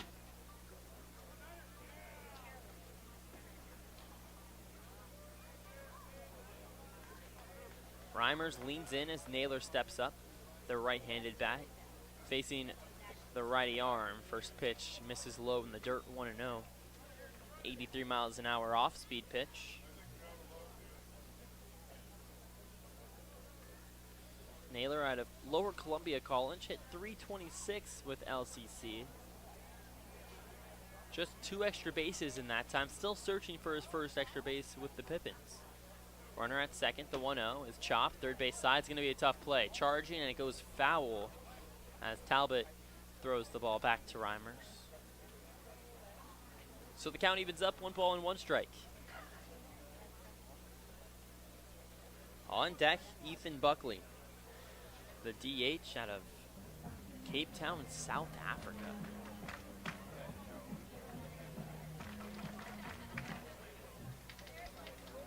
Naylor, with no batting gloves, steps in with an all-gray bat, the exact same color as both his jersey and his pants. With 1 out. The 1-1 from Reimers. A fly ball out towards right field. Right at Deminu as he camps and makes the play. The throw goes over to third base, staying at second. Finley Spicer. And there's 2 gone.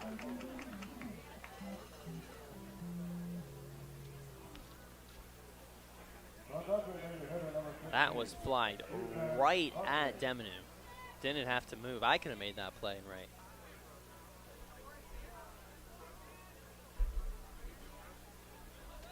Up steps the aforementioned Ethan Buckley. Flew out to second his last time up, hitting .269 on the year. 0 for 1 in yesterday's ball game. 3 for 8 against the Sweets this season. Sweets on top, 2-1, top of the 4th. Reimers comes set at the belt, takes a deep breath, and delivers. Off speed misses low and away. 1-0.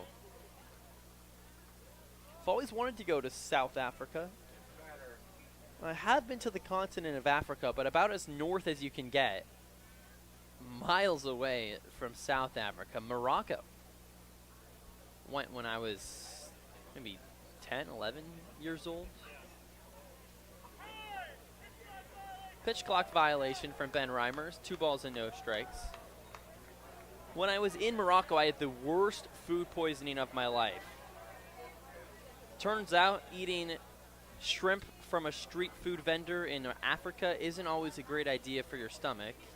Next few days, I'm not joking, I'm literally on camels going to the desert throwing up. I felt like I was in 200 BC. The next pitch, check swing, goes around on an off-speed pitch downstairs, 2 balls and 1 strike. I was so delirious that when I finally got back to Marrakesh after going to the desert, my room was filled with stained glass windows that was all sorts of colors, and I was seeing shapes amongst the colors. I still remember it, the 2-1.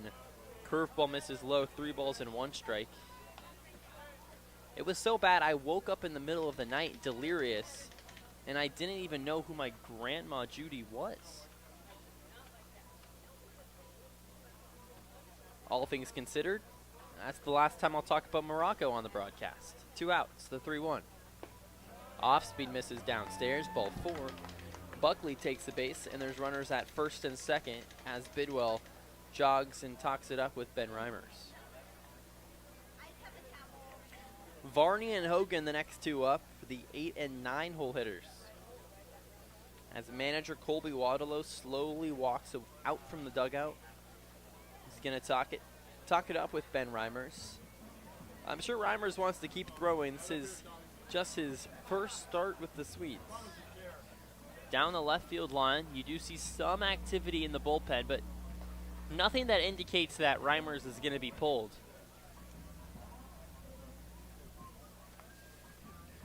Warming up for the Swedes, it looks to be Jared Glenn. We won't see Glenn yet, though, if that is him. Manager Colby Waddalow does not take the ball away from Reimers. Surely wants to get through 4. Bullpen in a good spot for the Swedes. Jack Varney, the left-handed bat. Struck out his last time up swinging. Still searching for his first hit with the Pippins. The righty's deal to Varney. Whistles outside, an off-speed pitch, misses 1-0. Varney went 0 for 4 in yesterday's ballgame.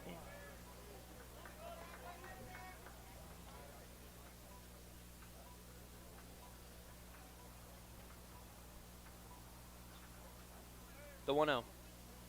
Swing and a miss. 92 out of third. Reimers still throwing the heat here in the 4th inning.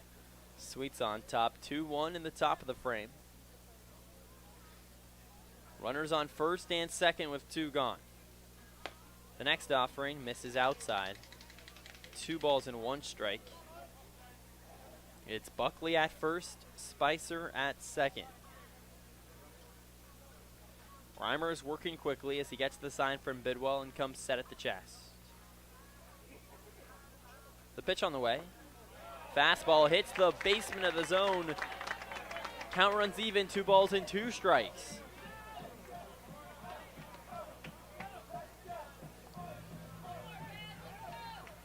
Reimers already with 6 strikeouts on the day. 2 outs, 2 balls and 2 strikes. The pitch on the way. Curveball, got him looking, strike 3. Ben Reimers goes back to the curve. His 2nd strikeout of the inning, the 3rd straight frame with 2 strikeouts as he gets out of a jam. Leaves 2 on 2 walks, no base hits, no errors. We move to the bottom of the 4th frame. Sweets on top, 2-1 on the Walla Walla Sweets Digital Network. Hey, your homework done? Yep.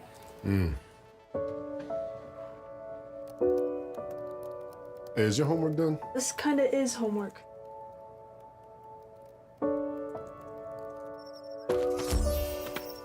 So, what do you think? I'm so proud of you. Can I play some more?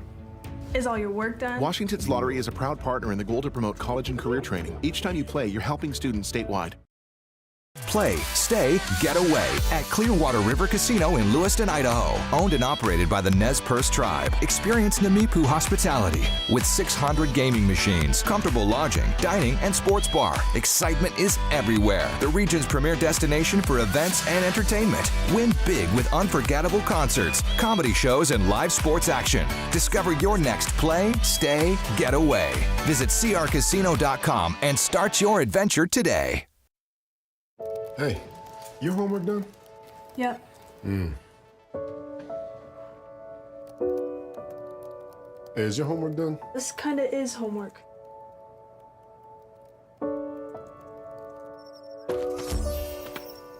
So, what do you think?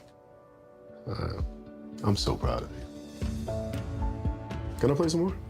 Is all your work done? Washington's Lottery is a proud partner in the goal to promote college and career training. Each time you play, you're helping students stay. Welcome back into Borleske Stadium. To the bottom of the fourth we go.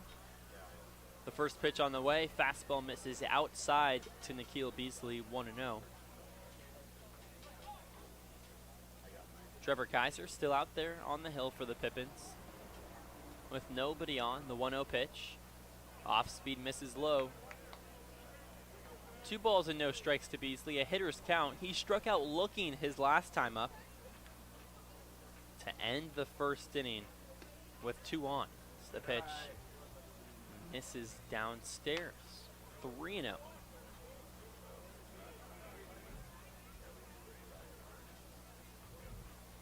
.89 miles an hour out of the hand.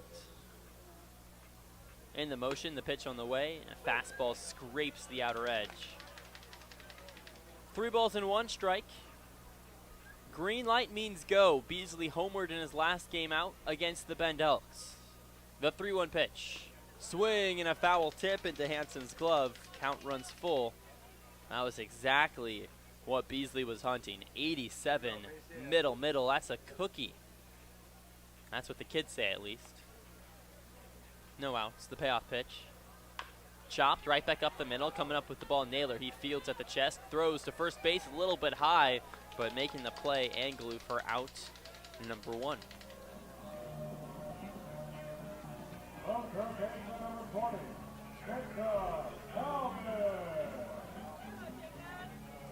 Talbot steps in for the second time today. Flew out to short his last time up. Playing third base for the first time this season. The two-way player out of Biola University. You've seen him on the hill and you've seen him out on the diamond. Can do it all. It's the first pitch. Scrapes the lower outside corner. 0-1. Jacob Talbot, 2 for 5 against the Pippins this season. Hitting .350 on the year. The 0-1. Fastball upstairs. Count evens up, a ball and a strike. Albeit Talbot just over 20 at-bats, but still, as a two-way player to be hitting north of 300. Shohei Ohtani type stuff. The pitch. Slider runs away. 2-1.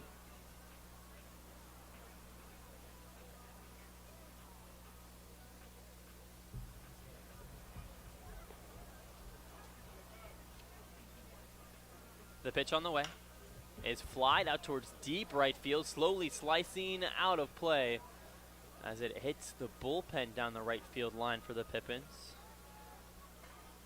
Varney was in pursuit but couldn't make the play. 2-2. That was 87 miles an hour off the bat, 90 out of the hand of Kaiser. Just the second time we've seen him hit 90. Reached 91 miles an hour to end the third frame.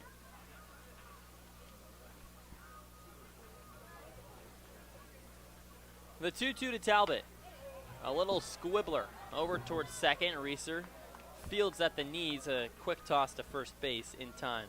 Out 2. Catcher number 57, Zay Bidwell. Zay Bidwell steps in with 2 gone and nobody on base.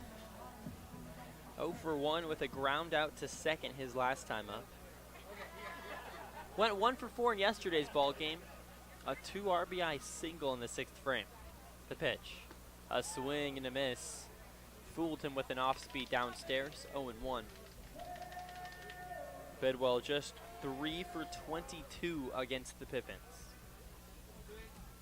Lights turn on here at Borleske as the 0-1 pitch. Off speed misses low. Count evens up 1 ball and 1 strike. The diamond in right around 90% sun, but home plate in shade. It's the 1-1 pitch. Another wave and a miss on another off speed pitch, down and away. 1 ball and 2 strikes.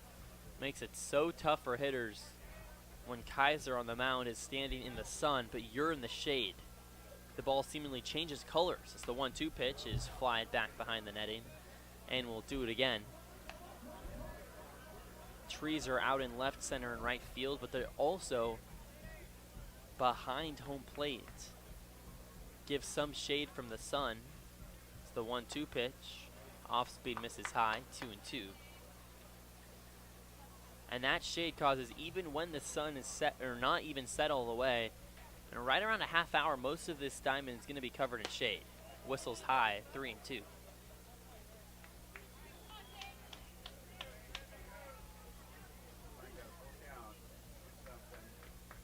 Bidwell works to the count full. Nobody on base, 2 outs. Bottom of the 4th, Sweets on top, 2-1. The payoff pitch, a swing and a miss, strike 3. 1-2-3, bottom of the 4th frame. We move to the top of the 5th. Sweets on top, 2-1 on the Walla Walla Sweets Digital Network. It's time to play ball with Underwriter Honda of Walla Walla, where you're more than a guest. You are part of the family. And here's an exclusive offer for all you Sweets fans. Show us your Walla Walla Sweets ticket at your next service visit and receive 10% off any regular price service performed. Formerly Walla Walla Valley Honda, same great automotive family and proud sponsor of the Walla Walla Sweets. Underwriter Honda of Walla Walla, where you walk in as a guest and drive off as family. Hey, your homework done? Yep.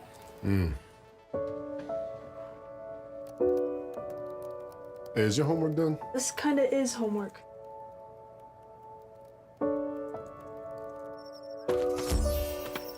So, what do you think? I'm so proud of you. Can I play some more? Is all your work done? Washington's Lottery is a proud partner in the goal to promote college and career training. Each time you play, you're helping students stay. Play, stay, get away at Clearwater River Casino in Lewiston, Idaho. Owned and operated by the Nez Perce Tribe. Experience Namipu hospitality with 600 gaming machines, comfortable lodging, dining, and sports bar. Excitement is everywhere. The region's premier destination for events and entertainment. Win big with unforgettable concerts, comedy shows, and live sports action. Discover your next play, stay, get away. Visit crcasino.com and start your adventure today.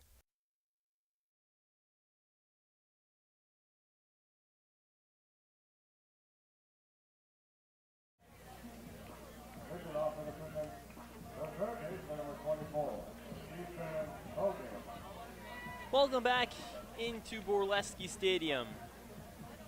We roll on to the top of the 5th frame. A moon in the distance, shaded by blue sky, and a new pitcher out there on the hill, Isaac Hullum, as the first pitch is fouled back. 0-1 off the bat of Ethan Hogan, the 9-hole hitter. Hullum out of Seattle University, the right-handed pitcher. Fastball sits in the upper 80s, low 90s. First pitch clocked in at 88 as the next offering. Off speed in the dirt. Count evens up, 1 ball and 1 strike. Incoming sophomore. 10.0 ERA in 36 innings pitched. 40 strikeouts with Seattle U. The next offering scrapes the inner black. That clocks in at 90 miles an hour, so it's 1 ball and 2 strikes.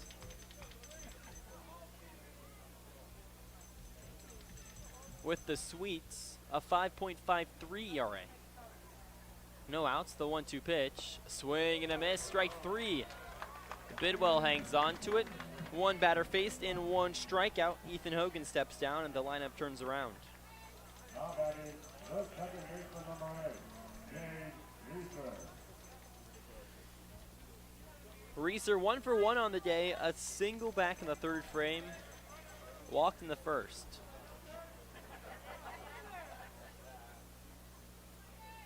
Hullum did not give up an earned run in his first 3 appearances with the Sweets. As the next offering, an off-speed hits the upper inside corner. Strike 1. That all changed against the Bend Elks. After 3 innings pitched, scoreless baseball, couldn't get through the 4th, gave up 8 earned runs. The 0-1 hits the outside corner on the lower half, 0-2. All 8 of those runs came in that 4th frame. The Sweets ended up losing 11-9. 1 out. Ahead 0-2. The pitch. Running him up, strike 3. Off-speed pitch right down the middle at the lower third of the plate. And it's back-to-back strikeouts, and in steps Cole Hansen. Sweets on top, 2-1 in the top of the 5th frame. Turning out to be another pitcher's duel. In yesterday's game, the Sweets won in a low-scoring affair, 4-2. Ben Reimer's day is officially done, gives up just 1 earned run through 4 innings. The pitch. Fastball hits the outside black, 0-1.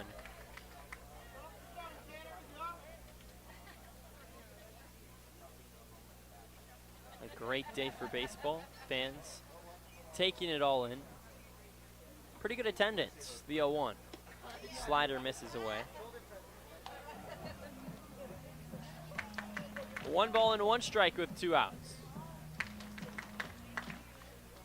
Reimers finishes his day with 7 strikeouts. Season high. Came in with just 5, the 1-1. Fastball misses away. Just misses the zone. 2 balls and 1 strike.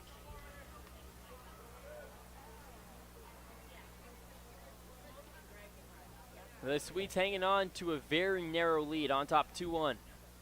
The pitch. Flied back behind the plate and out of the play. 2-2, 2 outs.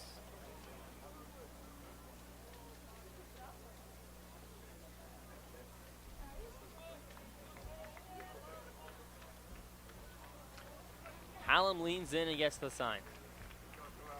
Comes set at the belt. The pitch on the way. Chop third base side, and we'll do it again. Hansen's bat swung around and hit Zay Bidwell on the face mask. Seemingly unrattled. Hansen apologizes. Bidwell says it's all good, and we're ready to do the 2-2 again. With 2 outs, Reimers set. He kicks and deals. Curveball caught him looking right down the pipe. Hallam strikes out the side. And we move to the bottom of the 5th inning. That's strikeout number 10 combined between Reimers and Hallam. We'll move to the bottom of the 5th frame. Sweets on top 2-1, looking to add on the Walla Walla Sweets digital network. It's time to play ball with Underwriter Honda of Walla Walla, where you're more than a guest. You are part of the family. And here's an exclusive offer for all you Sweets fans. Show us your Walla Walla Sweets ticket at your next service visit and receive 10% off any regular price service performed. Formerly Walla Walla Valley Honda, same great automotive family and proud sponsor of the Walla Walla Sweets. Underwriter Honda of Walla Walla, where you walk in as a guest and drive off as family.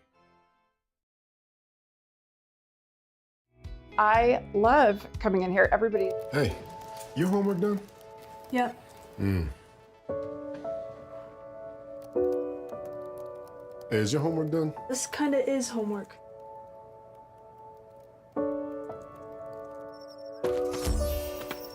So, what do you think? I'm so proud of you. Can I play some more? Is all your work done? Washington's Lottery is a proud partner in the goal to promote college and career training. Each time you play, you're helping students statewide.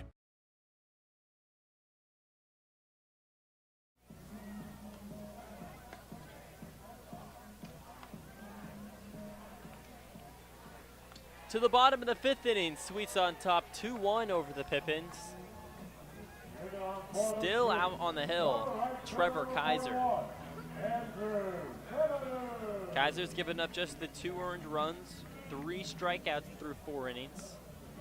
He's allowed just 3 hits as Andrew Demanu steps in. Grounded out to Kaiser his last time up. The first pitch, fastball runs in and almost hits Demanu for ball number 1.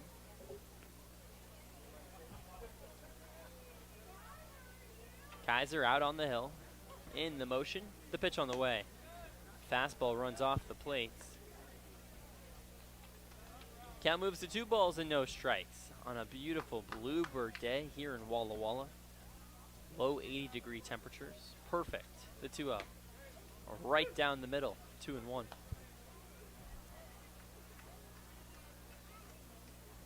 Daminu's 4 for 13 against the Pippins. The 2-1 pitch. Fastball skips in. 3 balls and 1 strike. Daminu has just 7 hits on the season. Put that into context. 4 of his 7 hits against the Yakima Valley. The 3-1, a swing and a miss. Count runs full, 3 balls and 2 strikes. Daminu waves his all-black barrel and rests it on his right shoulder. The pitch on the way is roped left side. This gets down and skates into the outfield grass. Spicer comes up with the ball, and it's a leadoff single for Andrew Deminu. Up steps Cole Rogers for his second time, the 9-hole hitter. Grounded out to third his last time up. Cole Rogers.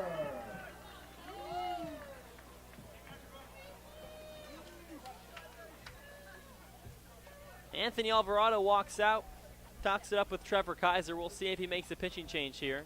A couple of arms warming up down the right field line in the Yakima Valley bullpen. Sweets on top, 2-1 in the bottom of the 5th. Cole Rogers, get this. This is his 13th straight game starting against the West Coast League competition. Kaiser's going to stay out there. Rogers has just been such a consistent rock. In 12 of those 13 games, it's been out in center field. One of the most taxing positions on the baseball field. Got to run back and forth. Any fly ball to right or left field. Now, you might not necessarily catch the ball, but you still have to back them up. So you're still running the 60 or some odd yards. The pitch on the way. Shows bunt, pulls away. Fastball misses outside, 1-0. Deminu, a speedy runner at first base. We'll see if he takes off with nobody out. We've seen Cole Rogers lay a few bunts down for base hits. Will he go back to it? The 1-0, he does. Shows bunt, fastball misses outside. 2 balls, no strikes to Cole Rogers. Hitting .268 on the season. Went 1 for 3 in yesterday's ball game. Kaiser comes set, pitch, shows bunt, gets it down, right side. It slowly moves into foul territory. So it's 2-1. Let's take a quick trip around the West Coast League. Sweets are on top 2-1 over the Pippins right here at Borleske Stadium in the bottom of the 5th. In the bottom of the first frame, the Kelowna Falcons up 1-0 over the Wenatchee Apple Sox. That game just starting in the bottom of the first. 2-1 shows bunt yet again. He gets it down. A little bit of air time as it goes up the middle. Going over to second base for 1. No throw to first base. Rather a late throw to first as Cole Rogers beats it out rather easily. And there's 1 gone. Rogers laid the bunt down up the middle. And Cole didn't run super hard the first third of the line. I'm not sure if he thought that Kaiser was going to catch that on the fly or what, but Rogers does beat it out to first. So there's 1 gone, and the lineup turns around for Landon Young. Pitch on the way. Curveball drips and hits the upper rail. 0-1. The Ben Elks and the Corvallis Knights in the bottom of the first. Still scoreless, 0-0. Throw goes over to first. Rogers dives back safely. Cole Rogers, 9 stolen bases on the season. That's the second most out of any Sweets player. In the top of the second, Victoria Harbor Cats up 1-0 over the Ridgefield Raptors. Sweets want the Raptors to continue to lose as the pitch is on the way. A swing and the miss. Rogers takes off. The throw goes into second base. Not in time.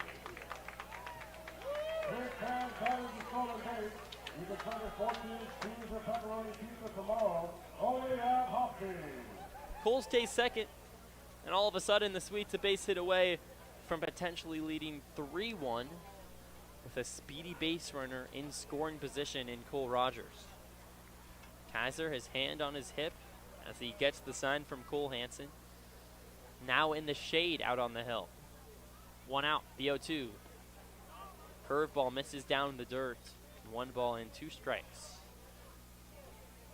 Now, the reason the Sweets want the Harbor Cats to continue to pounce on the Raptors, Harbor Cats in the north, the Sweets and the Raptors in the South Division. So any South Division team losing, it helps Walla Walla for sure.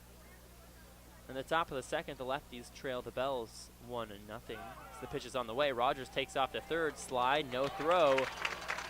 Fastball hits the lower outside corner, so the count moves 2 balls and 2 strikes with 1 out. Rogers 90 feet away from putting the Sweets on top by 2. Over at Story Field, top of the second, the Springfield Drifters and the Cowlitz Black Bears, no score. In the bottom of the first, the Pickles tied up with the Berries at 2 apiece. Now that's a big one. The Sweets really would love a Pickles win. It's the 2-2 pitch. Fastball runs high. Now, you won't find me saying go Pickles much, but they've already locked up the first half. So one of the 4 playoff spots is going to the Portland Pickles. The Marion Berries and the Walla Walla Sweets could likely fight for that 4th spot as the payoff pitch misses up and in. Ball 4 to Landon Young, and there's runners on the corners as Nate Stuyvesant steps in. Stuyvesant struck out his last time up, 0 for 2 on the day, hitting .250 on the season.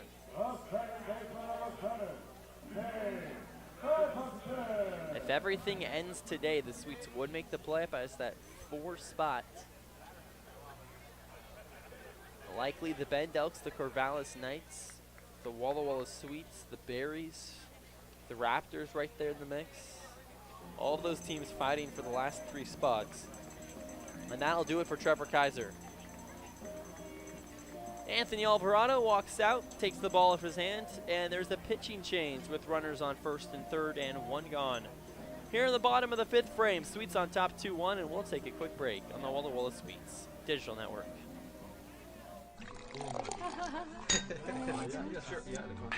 Tasting fresh isn't hard with Blue Mountain Cider Company. As the official hard cider of the Walla Walla Sweets, our award-winning ciders have been crafted with love from local apples since 2003. Crisp, refreshing, and less filling than beer, Blue Mountain Cider is the perfect choice for any occasion. Check out our 8 flavors including peach, cherry, and harvest blend this summer. These ciders are sure to be a home run. Join us on Facebook and at drinkcider.com to learn more. Blue Mountain Cider Company, an apple a day, 1 glass at a time.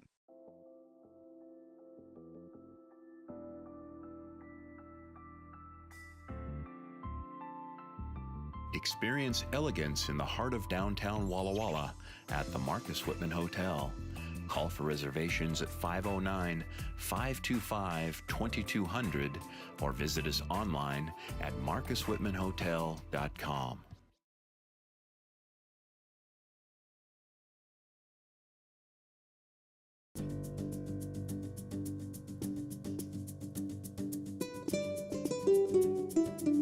Welcome to hospitality. Welcome to luxury.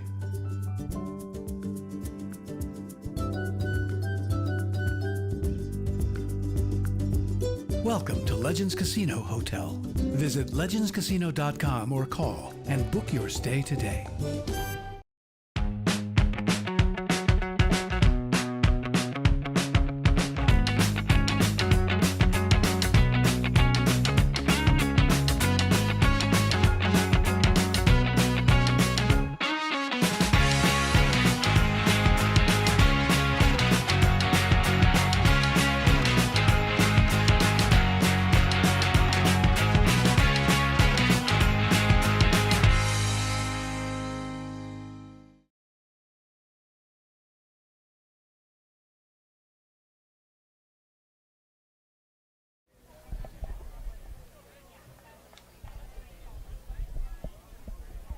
Welcome back.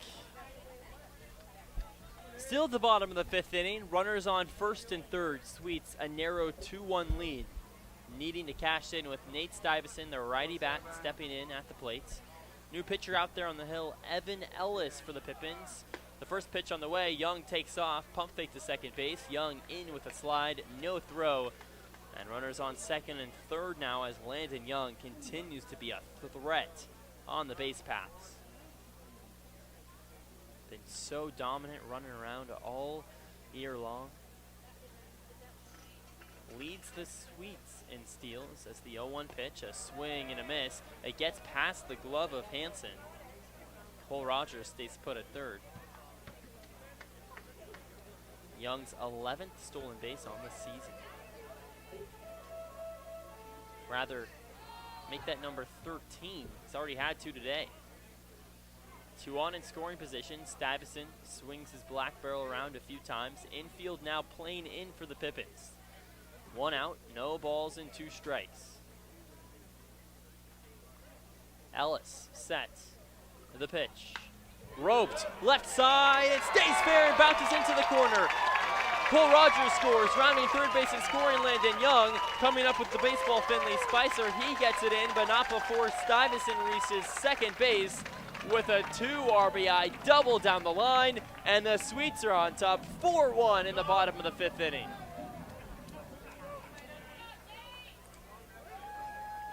Number 23, Tom Conti.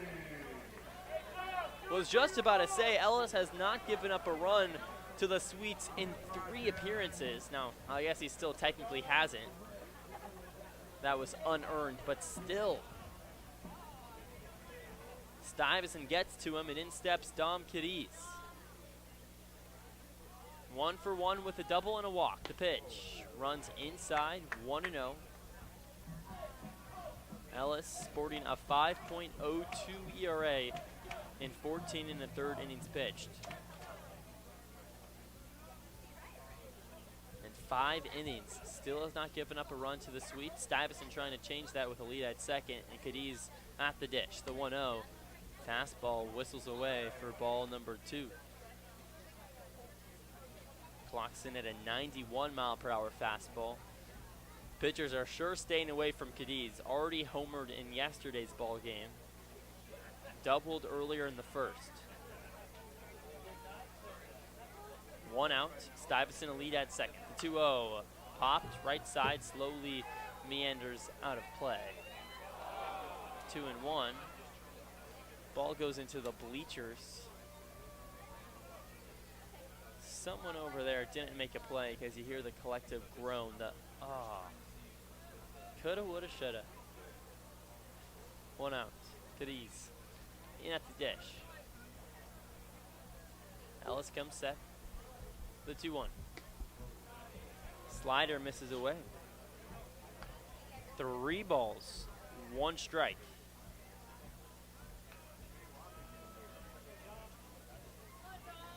Hitters count. Cadiz already has 7 homers on the season with 1 gone. 3 balls, 1 strike, 1 out. The pitch, runner takes off, fastball misses low, ball 4, sliding to third base, he got him. Stuyvesant tries to nab third, and that's out number 2 as Cadiz takes his base, his 2nd walk of the day. And there's 2 gone with Tanner Kern stepping in. That's the 2nd time today we've seen aggressive base running to third, and the Swedes paying for it. Kern 1 for 1 with a double and a walk. Hitting .321 on the season, having himself a great year in the transfer portal out of Sacramento State University. 2 outs. The pitch on the way. Fastball misses outside. Clocks in at 91 miles an hour.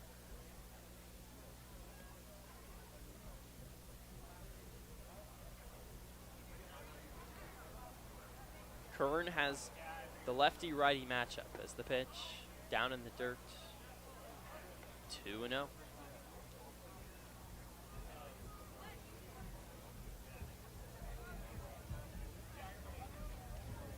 Cadiz a lead at first base. Sweets on top. 4-1, plate 2 across here in the bottom of the 5th. 2 outs, the pitch on the way, runner takes off, fastball misses away, the throw goes over to second base, Cadiz slides in, tag applied, he beat him. The 2nd time today, Cadiz takes off to second and gets caught running. And that ends the inning after Cole Hansen accounts for not 1 but 2 of the 3 outs behind the plate. A throw to third, a throw to second base. The Sweets leave no on, but do scrape 2 runs across off a couple of base hits. Walla Walla on top 4-1. We move up to the top of the 6th frame on the Walla Walla Sweets Digital Network. Whatever your printing needs, Abbott's Printing does it all. Signs and banners, rich, full-colored, high-quality commercial and digital printing, direct mailings, full-color business cards, and postcards. If you want a printing job done right, then Abbott's Printing is the place to be. Abbott's Printing provides award-winning quality and outstanding customer service. Visit abbottsprinting.com to view their selection or call 453-8202. That's 453-8202. Abbott's Printing, where the excellence is on paper. Holiday Inn Express Walla Walla is proud to be the official hotel of the Walla Walla Suite. Our guests are sure to get a great night's sleep in one of our recently remodeled rooms, and our 24-hour pool and spa are perfect for round-the-clock relaxation. Each night at Holiday Inn Express Walla Walla is followed by a complimentary breakfast included with every stay. At Holiday Inn Express Walla Walla, you can catch some Z's while the Sweets catch some W's. Wins, that is.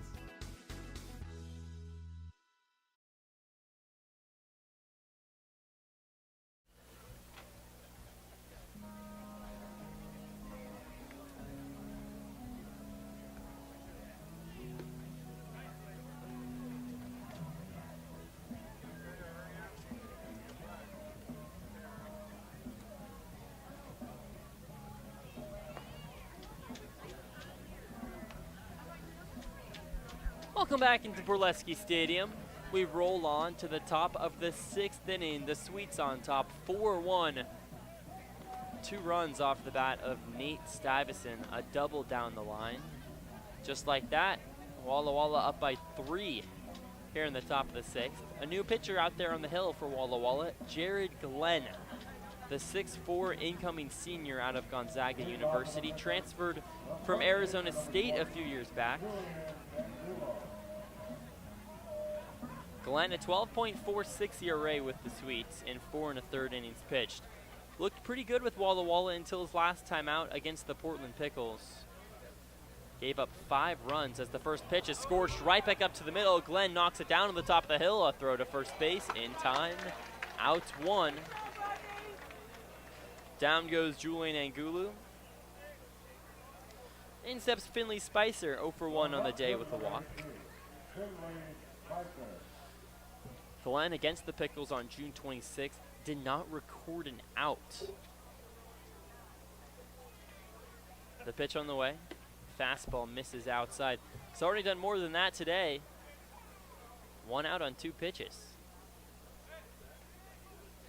1 ball and no strikes to Spicer. The righty's deal. Flied, back behind the plate, and out of play. Glenn has one of the most effortless deliveries I've ever seen from a pitcher. He comes set and kind of just flicks his wrist. Gets it in there at 88 miles an hour the last time up. The 1-1. Scorched on the ground, left side, foul. 95 off the bat.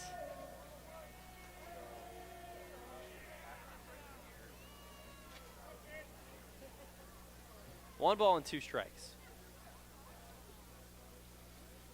Glenn gets to the sign. The pitch. High fly ball. Slicing, foul, and out of play. We'll do it again.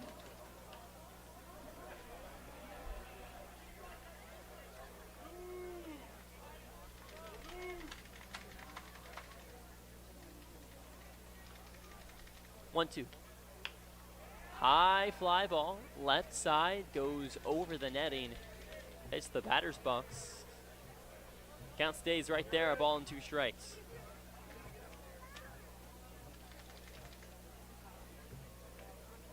Glenn taking his time out on the hill as he shakes a couple of pitches off. Finally comes set. The pitch on the way, a swing and a miss.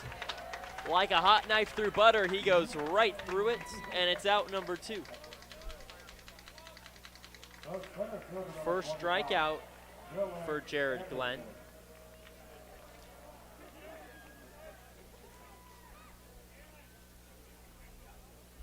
Double-digit strikeouts for Sweets pitchers combined as we're almost ending the top of the 6th frame. Sweets on top 4-1, 2 outs. Dylan Anderson steps in. Went 2 for 4 in yesterday's ball game. It's been a tale of 2 ball games. He's over 2 today with 2 strikeouts. The pitch, wave and a miss.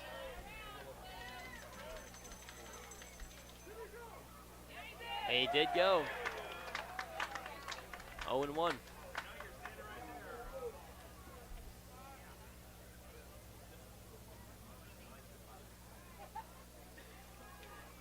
The pitch. Swing and a miss, strike 2.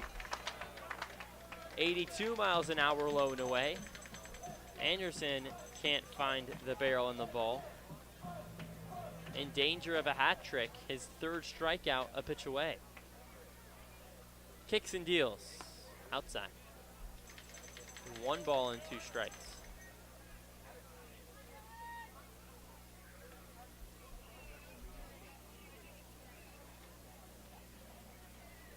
In the motion, the windup, and the pitch. Another fastball misses away. That clocks in at 90 miles an hour, his fastest pitch of the day.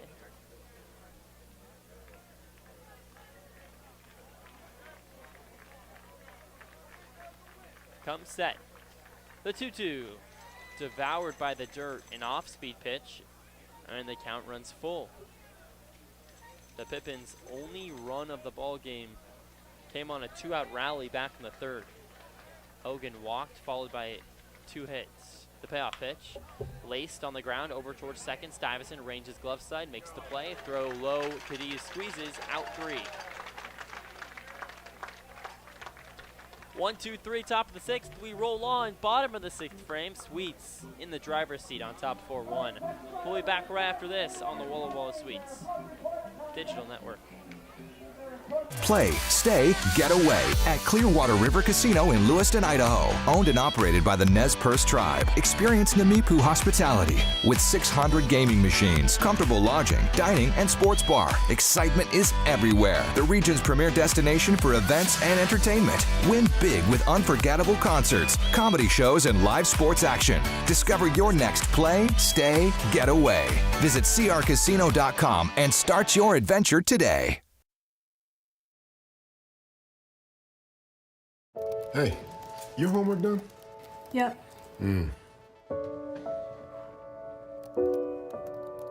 Hey, is your homework done? This kinda is homework.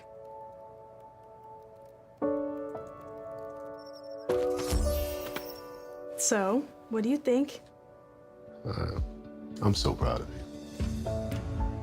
Can I play some more? Is all your work done? Washington's Lottery is a proud partner in the goal to promote college and career training. Each time you play, you're helping students statewide.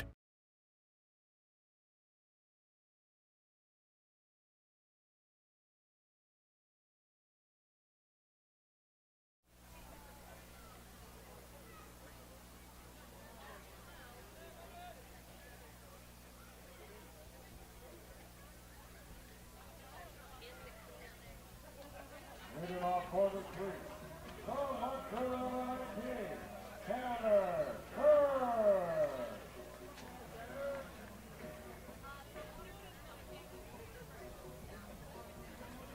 To the bottom of the 6th inning here at Borleske Stadium. Drew Albaugh here on the mic, your play-by-play broadcaster. Kern, the lefty bat, faces the righty's deal. Fastball misses outside, 1-0. Kern entered the game with 1 out. Nate Stuyvesant caught stealing to 3rd, and then Dom Cadiz caught stealing to 2nd. The 1-0 pitch is popped up high above Hanton's head at home plate. He ranges under it and leans back and makes the play for out number 1. Tanner Kern was 1 for 1 with a walk up until that point. Sweets on top, 4-1 here in the bottom of the 6th. Nikhil Beasley, the right-handed bat out of Sacramento State University, teammates with Tanner Kern this last season. Kern now in the transfer portal. Beasley 0 for 2 on the day. The pitch on the way from Ellis. Off-speed misses low. 1 ball and no strikes.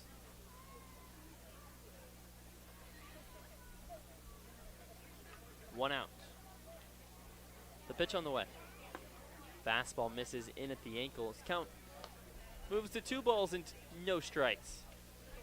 Blue skies here in Walla Walla. Sun continues to set behind the right field bleachers. Most of the infield now in full shade. The pitch on the way. Another one misses inside, and it's 3-0. Out of the outfield in left, center, and right, fully illuminated in sunlight, Finley Spicer, Dylan Anderson, and Jack Varney. They're playing maybe just a touch in from their usual depth as the 3-0 pitch. Another one misses inside, this time at the hips for ball number 4. So it's a 1-out walk on 4 pitches to Beasley, and up steps Jacob Talbot. Talbot still searching for his first hit of the game. 0 for 2 with a fly out to short in the second. Grounded out to second base his last time up in the 4th frame. Talbot came into the ball game hitting .353 on the season as a two-way player, just north of 20 ABs. 1 out, the pitch. Curveball misses inside, 1-0.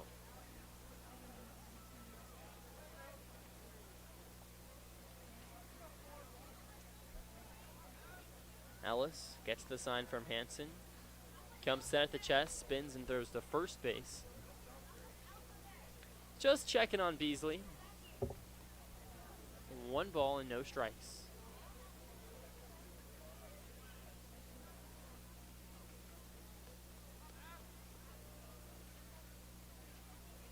Kicks and deals. Fastball runs in. Ellis continues to miss. Up and inside to right-handed bats. And it's 2 balls and no strikes to Talbot.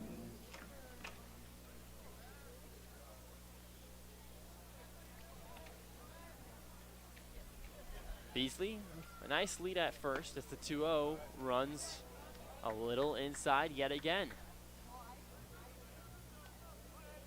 3-0. Beasley with 1 stolen base on the year, but he might move over to second base with a walk to Talbot either way.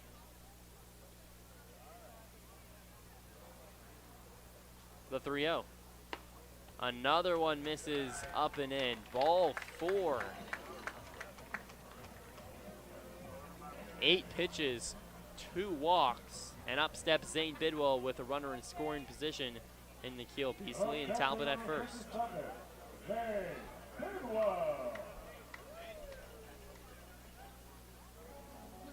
Cole Hansen runs out and has a quick conversation with Evan Ellis. When I say quick, that was speedy. 1 out, said a few words, now right back behind the plate. Zay Bidwell speaking up behind the plate. Catcher for the Sweets, 2nd straight game at the catcher position. 0 for 2 today.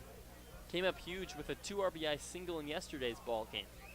Another chance here as the pitch is right down the middle, 0-1. 89 miles an hour. Zay Bidwell with no batting gloves, holding an all black wooden bat. With 1 out, the 0-1 is scorched on the ground over towards third. Hogan makes a nice play at third base. He holds it in his pocket as it's ruled a foul ball. That was a close call. Home plate umpire Gabe Nobert made the call. Bidwell now behind 0-2.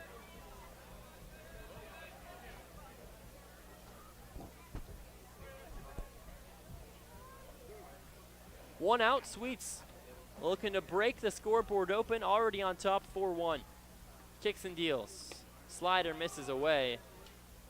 Hansen gets to the ball rather quickly. And the count moves to 1-2.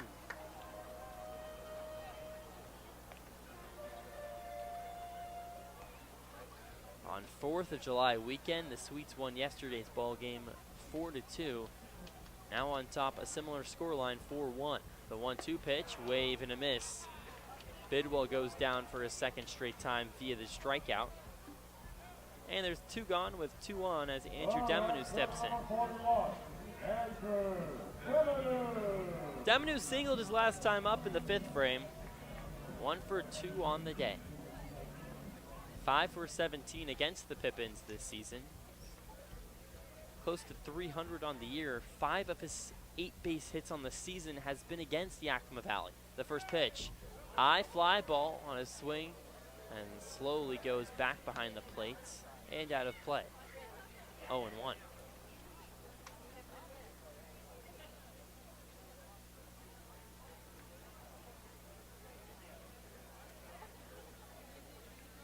Ellis holds the pearl in his right hand. Gets the sign from Hansen and comes set. 2 outs. The 0-1. Fastball misses inside. Touchdown low as well. That clocks in at 90 miles an hour.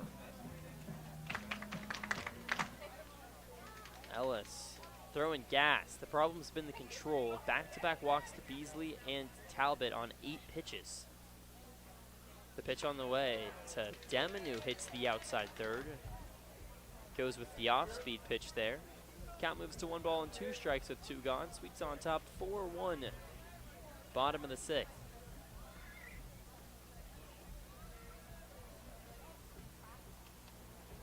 The 1-2. High fly ball out of play. Right side.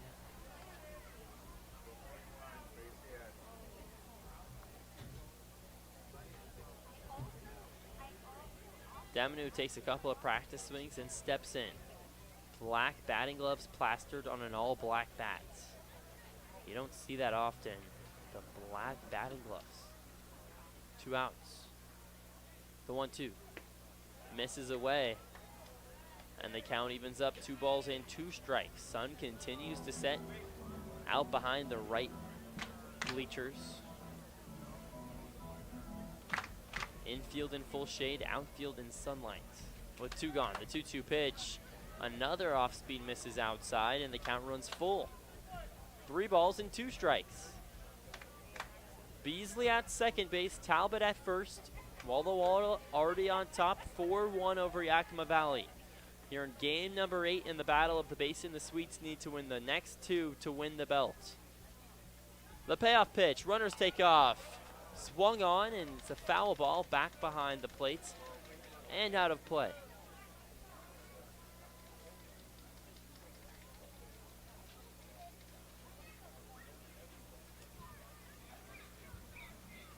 So we'll do it again on 3-2. Pitcher is warming up down the right field line for the Pippins. A big spot. Sweets trying to blow it open. The payoff pitch. Off-speed pitch misses away. Gets past Hansen, rounding third base Beasley. He stops right there, and the bases are juiced for Cole Rogers.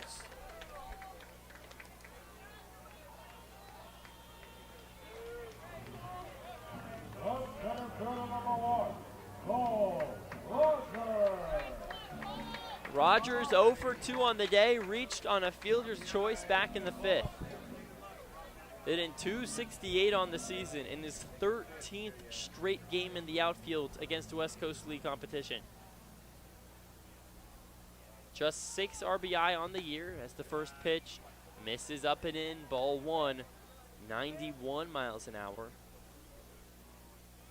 And 82 at-bats.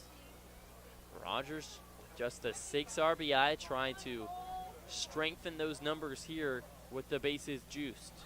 The 1-0. Another one misses up and in. 2 balls and no strikes. There's nowhere to put Rogers, especially with Landon Young on deck as the lineup would turn around. Young is 2 for 2 on the day with a walk, has scored all 3 times he's been up. 2 outs, the 2-0. Swung on, fly ball, right side foul. 2 balls and 1 strike. That was 89, middle. Rogers can't do anything with it.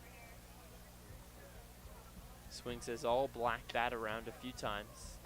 Gets ready for the 2-1 pitch. Fastball misses, low and away, ball 3. 3 balls and 1 strike. Rogers to get his 7th RBI in a myriad of different ways. Would love it to be a base hit, but a walk would do much of the same.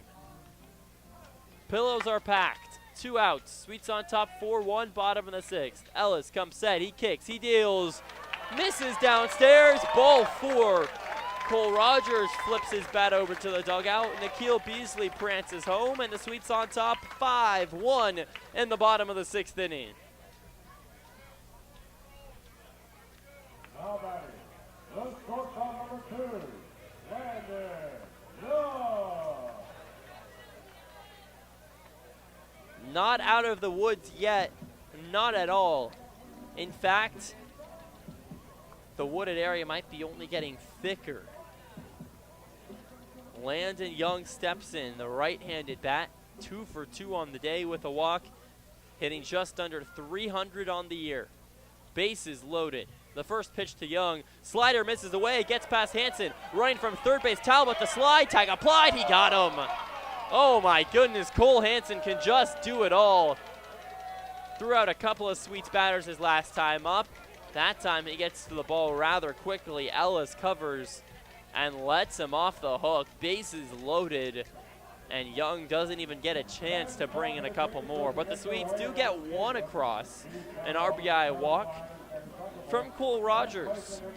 4 walks, no base hits, 3 left on. We move to the top of the 7th. Sweets on top 5-1 on the Walla Walla Sweets Digital Network. Walla Walla Valley Honda is now Underwriter Honda of Walla Walla. The same great automotive family is here for all your needs. Service, parts, new Hondas, and top quality used vehicles, all backed by expert staff with the highest standards in the industry. After all, you're family at Underwriter Honda of Walla Walla and deserve the best. Visit us at underwriterhondaofwallawalla.com to schedule service or a test drive today. Underwriter Honda of Walla Walla. Walk in as a guest, drive off as family. Washington homeowners are saving thousands of dollars on their energy bill by upgrading their home. And the best part is, CNGC is giving back even more money when you switch to a more efficient alternative. So you can enjoy increased property value, a higher quality of life with better appliances, and greater comfort for your family. Scan this QR code or go to cngc.com and save money on your energy bill.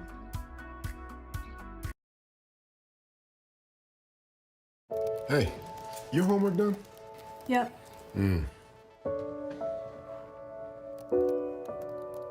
Hey, is your homework done? This kinda is homework.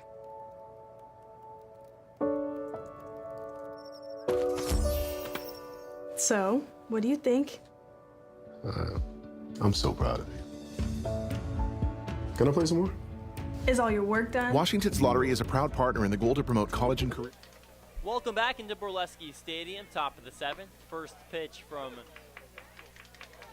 as the first pitch runs into Naylor down the middle, 0-1. Jared Glenn stays out there on the hill. No outs. The pitch on the way. Curveball misses in the dirt. Count evens up, 1-1 strike. Sweets on top 5-1 plate. 1 run across as Cole Rogers brings him home with a bases loaded walk. The 1-1. Squibber over towards second on the ground. Stuyvesant gloves at the ankles. A quick toss to first in time. Out number 1.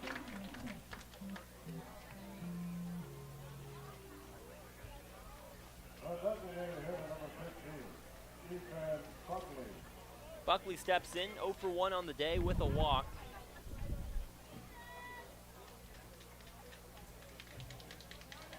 The right-handed bat trying to give this offense a spark that has been anything but fiery in the last few weeks.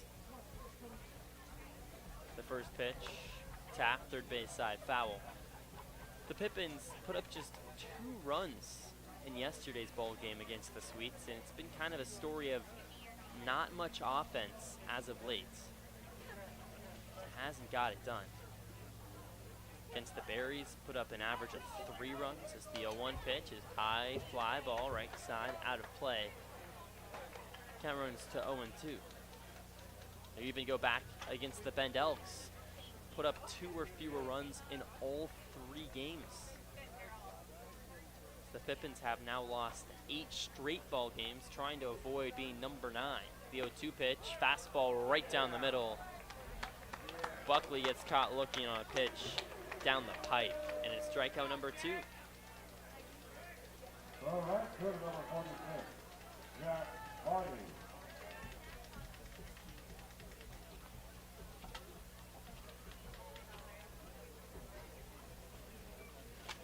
Glenn comes set, and the pitch on the way. Scrapes the outer edge, another fastball. That clocks in at 89 miles an hour to Jack Varney, 0-1.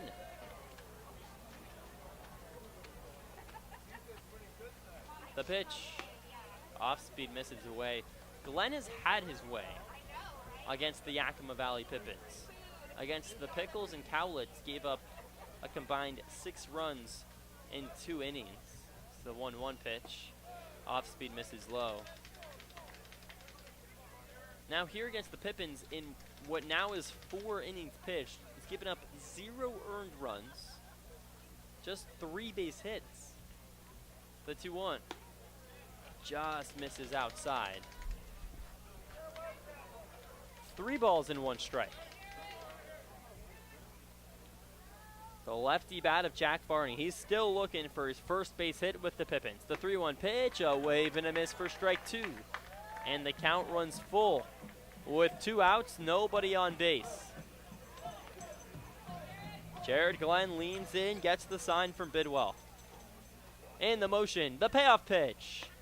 Right down the middle, strike 3. Back-to-back backwards Ks for Jared Glenn. His 4th strikeout in 2 innings. And it's a 1-2-3 top of the 7th. We roll on.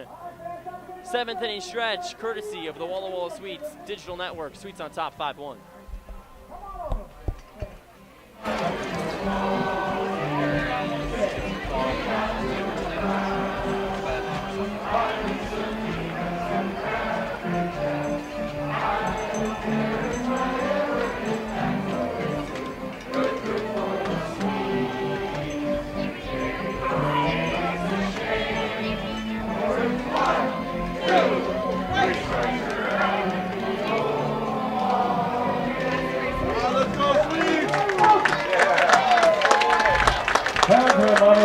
This is the last officers of the beer garden, the right field cider house, and the home plate hangout.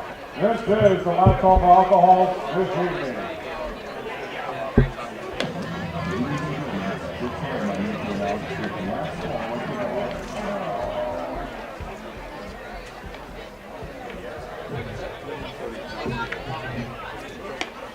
Hey, you know what? We got a home run every night. Let's extend the beer hours. More beer until I like it. Walla Walla Valley Honda is now Underwriter Honda of Walla Walla. The same great automotive family is here for all your needs. Service, parts, new Hondas, and top quality used vehicles, all backed by expert staff with the highest standards in the industry. After all, you're family at Underwriter Honda of Walla Walla and deserve the best. Visit us at underwriterhondaofwallawalla.com to schedule service or a test drive today. Underwriter Honda of Walla Walla. Walk in as a guest, drive off as family. Washington homeowners are saving thousands of dollars on their energy bill by upgrading their home. And the best part is, CNGC is giving back even more money when you switch to a more efficient alternative. So you can enjoy increased property value, a higher quality of life with better appliances, and greater comfort for your family. Scan this QR code or go to cngc.com and save money on your energy bill. Leading off for the Suites, the shortstop number 2, Landon Young.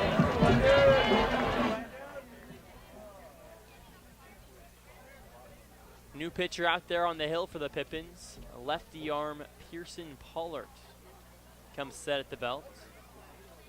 The first pitch on the way to Young, right down the middle. A fastball clocks in at 84 miles an hour, 0-1.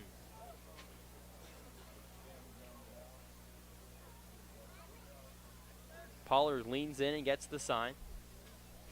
Comes set. From the stretch, the 0-1 pitch. Roped right side, that was slammed into the netting, foul. 86 off the bat, 0-2. Pollard, a 4.0 ERA in 18 innings pitched. Spun 26 strikeouts, 19 walks with the Pippins. The 0-2 to Landon Young, misses away. 1 ball and 2 strikes. Pollard out of Texas AU Corpus Christi, the Houston, Texas native. Kicks and deals ahead 1-2. Curveball, caught him looking, strike 3 on the outside black. Landon Young doesn't like the call, but walks back to the dugout either way. His first time retired, and it comes in the 7th inning. Stuyvesant walks in, he doubled his last time up, scored 2 in the 5th frame. Called out for interference in the 1st, struck out in the 3rd. The right-handed bat has the lefty-righty matchup. First pitch. Fastball misses away. Oh, it hits the outside. Trackman has that slightly off the plate. 0-1. The next offering. Swing and a miss. Stuyvesant behind 0-2, and Pollard has had both Young and Stuyvesant behind 0-2 now.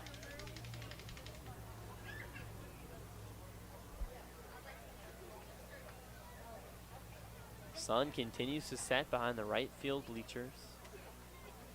0-2. Curveball misses well away. A snow cone catch from Cole Hansen behind the plate. Count moves to 1 ball and 2 strikes. Entire infield in shade outside of the second base bag that's still glistening in sunlight. Center field also in sun. Right pocket the shade as well. 1-2. Caught him looking, strike 3. 77 down the heart of the plate. And it's back-to-back looking strikeouts. And up steps Dom Cadiz.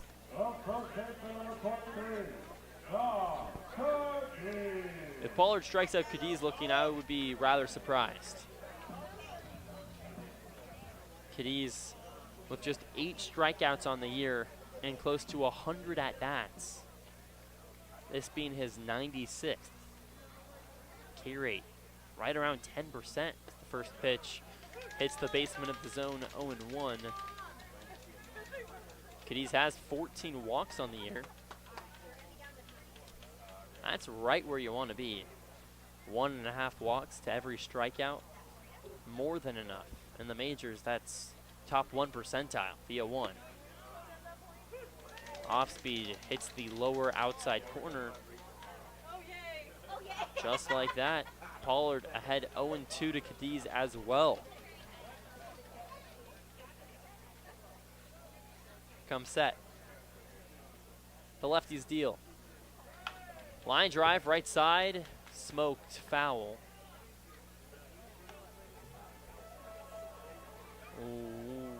0-2.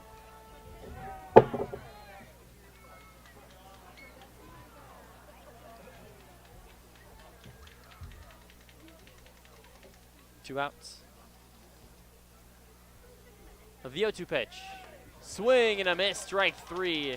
A foul tip into Hansen's glove. Fooled him 85, well up in the zone. Cadiz tries to protect the plate. Strikes out for the 10th time this season. First on the day. And Pearson Pollard strikes out the side. We move to the 8th inning. Top of the 8th, Sweets on top 5-1. Yakima Valley Pippins trying to respond on the Walla Walla Sweets Digital Network. It's time to play ball with Underwriter Honda of Walla Walla, where you're more than a guest. You are part of the family.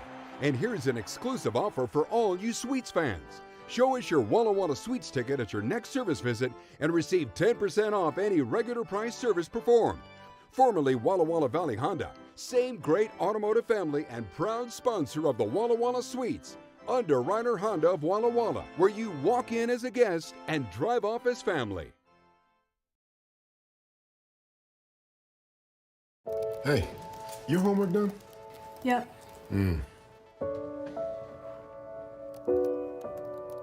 Hey, is your homework done? This kinda is homework.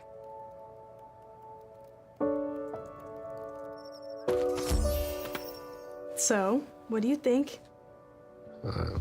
I'm so proud of you. Can I play some more? Is all your work done? Washington's Lottery is a proud partner in the goal to promote college and career training. Each time you play, you're helping students statewide. Play, stay, get away at Clearwater River Casino in Lewiston, Idaho. Owned and operated by the Nez Perce Tribe. Experience Namipu hospitality with 600 gaming machines, comfortable lodging, dining, and sports bar. Excitement is everywhere. The region's premier destination for events and entertainment. Win big with unforgettable concerts, comedy shows, and live sports action. Discover your next play, stay, get away. Visit crcasino.com and start your... Welcome back into Borleske Stadium as the first pitch in the top of the 8th. A big swing and a miss from a pinch hitter in Kyler Bittner. Steps in for the 9-hole hitter Ethan Hogan at third base. The 0-1 from Glenn is smoked out toward left center field. Rather, it's a blooper. Moving back, Landon Young, he makes the play. Sounded good off the bat. Didn't get as much launch as I expected. So there's one out.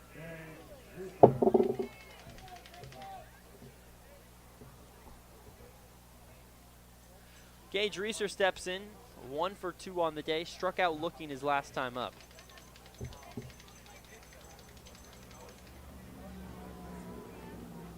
The pitch.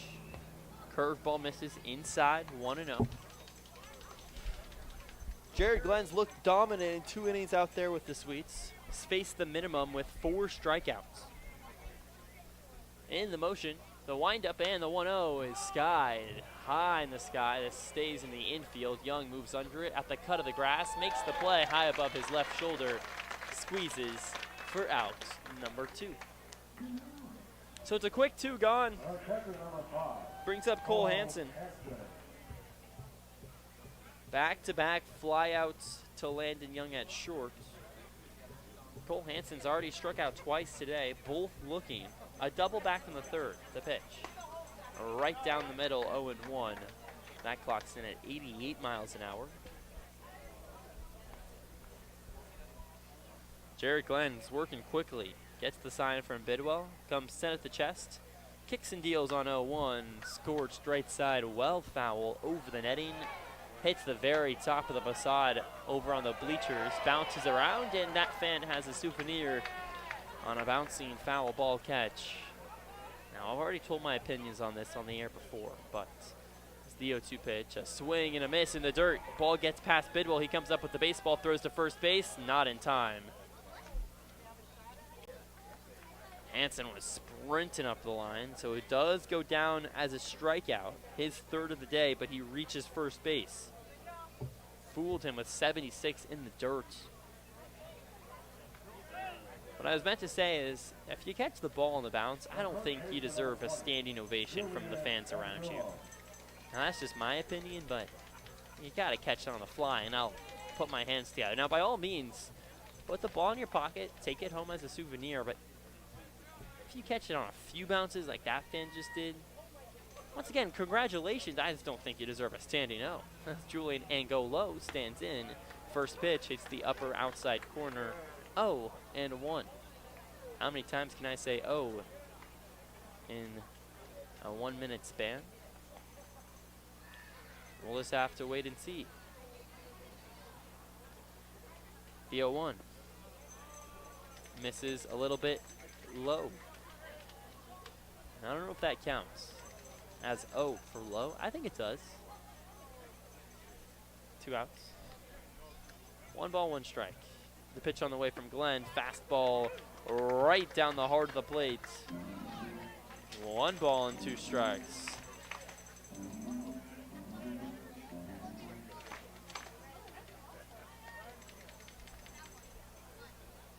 Glenn looking for his 6th strikeout. Runner at first takes his lead, 2 outs. 1 ball, 2 strikes. The pitch on the way.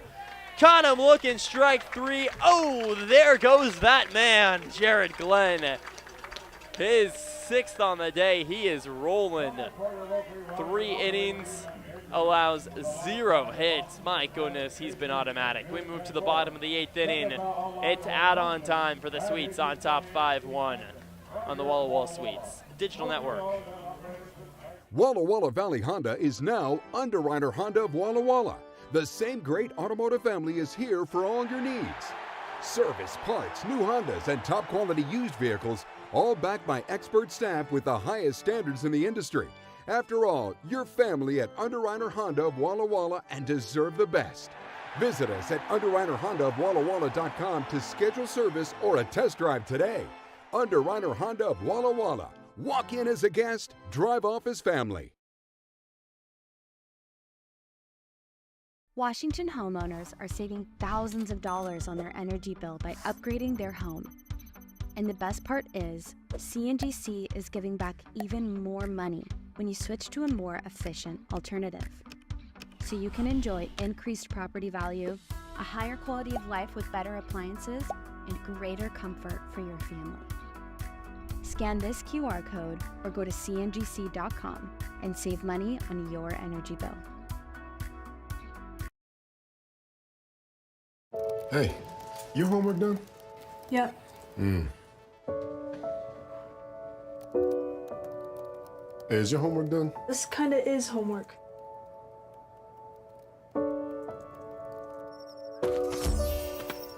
So, what do you think? I'm so proud of you.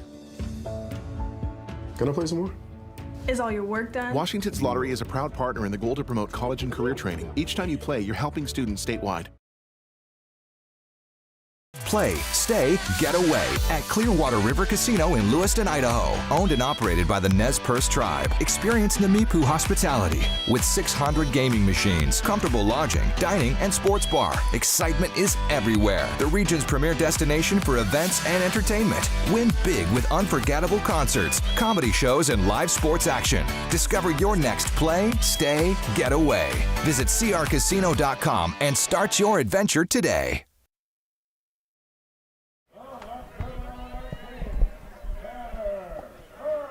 Welcome back into Borleske Stadium to the bottom of the 8th inning. Drew Albaugh here on the mic as the Sweets lead the Pippins 5-1. Tanner Kern steps in, faces Pollard for the first time. The lefty-lefty matchup under blue skies in Walla Walla as Pollard comes set at the belt. Kicks and deals, first pitch yanked off the plate 1-0. Tanner Kern spun together a pretty nice day today over in left field for the first time against a West Coast League foe. Did do it against the Nighthawks last weekend. No outs, the 1-0 pitch. Off-speed pitch clips in the upper part of his shoulder blade. And it's a leadoff hit by pitch for Tanner Kern. He reaches base for the third time today. He's walked twice with a double. And up steps Nikhil Beasley. Beasley 0 for 2, did score on a walk back in the 6th. Coming off his first home run of this season, his last time out against the Bend Elks a couple nights ago. As there's a small meeting out on the hill between Anthony Alvarado, pitching coach for the Pippins, catcher Cole Hansen, and Pollard. Beasley took it way deep in Bend on July 3rd in front of close to 4,000 fans. It was a great environment. The only thing that wasn't so great about the day, A, the Sweets lost, and B, the Sweets lost without even getting a chance to respond. It was the 8th inning. Walla Walla down by just 3 runs, definitely doable. And the game just gets suspended at first and then completely ends because of thunder, lightning, and ultimately a rain. And it wasn't just any rain, it was pouring. Meeting ends. Pollard comes set, and the lefty's deal misses outside to Beasley, goes past Hansen, he comes up with the ball. Kern skates into second base. Nobody out. 1 ball and no strikes to Nikhil Beasley.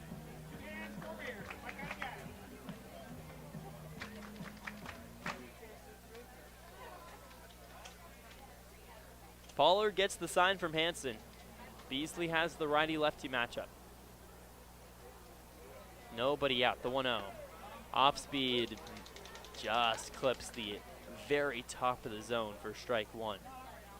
1 ball and 1 strike.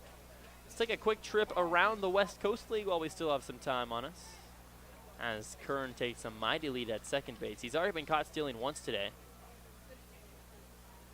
The pitch to Beasley. Swung on, high, fly ball, slowly drifting right side of the infield, moving under at the second baseman, Reeser. He just makes the play a few inches above the dirt. Took all of his time to make that one and ended up being a basket catch, unintentionally. 1 out. A third baseman, Talbot, steps in, 0 for 2 with a walk. Hitting over 300 on the season. In the bottom of the 4th inning, the Kelowna Falcons on top 7-0 over the Wenatchee Apple Sox in the North Division, so that doesn't affect the Sweets all too much, but it's always good to just check in. And the top of the 6th is the first pitch. Misses low. 1-0 to Talbot. A game that very much affects the Sweets. The Corvallis Knights on top 2-0 over the Bend Elks in the top of the 6th frame. Kind of a win-win, lose-lose situation. The Sweets need both those teams to keep losing / I guess winning if they're playing against each other. 1 out, the 1-0. Swung on, drifting, right side, out of play. Top of the 6th frame, the Victoria Harbor Cats on top of the Raptors 2-0. Now that is important. Harbor Cats are in the North, Raptors in the South Division with the Sweets. So anytime a North opponent beats a South opponent, that always benefits Walla Walla. Pollard comes set, the 1-1. Fastball misses up and outside to Talbot. 2 balls and 1 strike. In the bottom of the 5th frame, the Bellingham Bells taking it to the lefties, 6-0. Bottom 5, Drifters on top 2-1 over the Black Bears. In the top of the 6th frame, this may be the most important score outside of the current score at hand between the Sweets and the Pippins for Walla Walla, as Pollard is set at the belt. He kicks and deals on 2-1. Line drive, center field. Anderson moves under it, makes the play at his chest. He throws the ball to second base, Kern back safely, and there's 2 gone. 92 miles an hour off the bat for Jacob Talbot. Does not get rewarded for it, though. So there's 2 gone. Up steps Zay Bidwell, 0 for 3 on the day. The Pickles trail the Berries 3-2 in the top of the 6th. Now Walla Walla could really use a Pickles win. And the top of the 7th inning, the Nanaimo Night Owls leading the Riverhawks 3-1 at R.E. Max Field. The pitch. Fastball misses up and away, 1-0. Zay Bidwell, 1 for 4 in yesterday's ball game. Just 3 for 24 against the Pippins this season. They've had his number. 2 outs. The 1-0. Off speed, hits the inner upstairs corner. 1-1.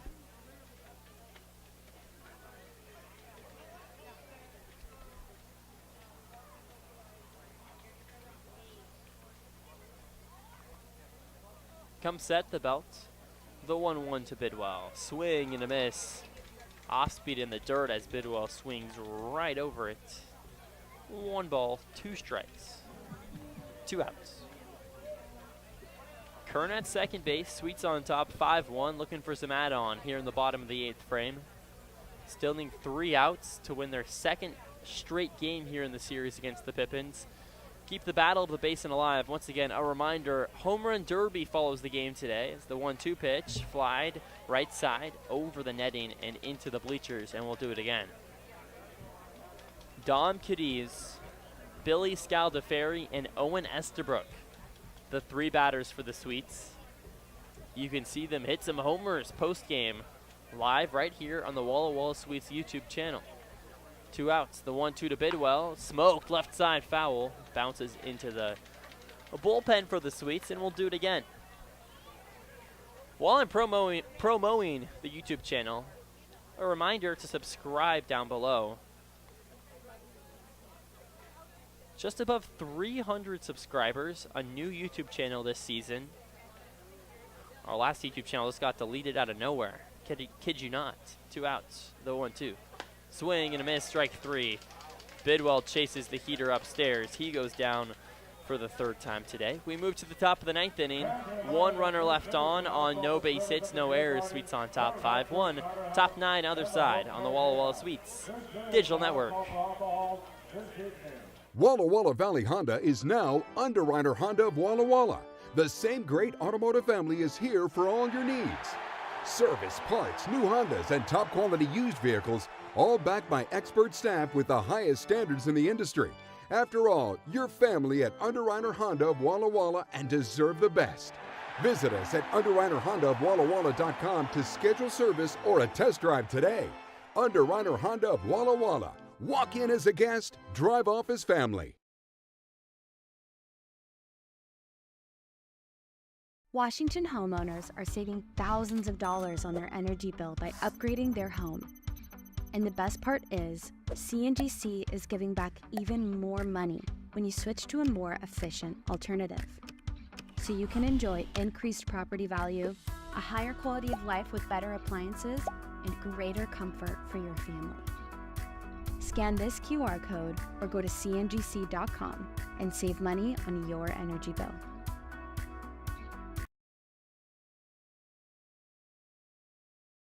Play, stay, get away at Clearwater River Casino in Lewiston, Idaho. Owned and operated by the Nez Perce Tribe. Experience Namipu hospitality with 600 gaming machines, comfortable lodging, dining, and sports bar. Excitement is everywhere. The region's premier destination for events and entertainment. Win big with unforgettable concerts, comedy shows, and live sports action. Discover your next play, stay, get away. Visit crcasino.com and start your adventure today.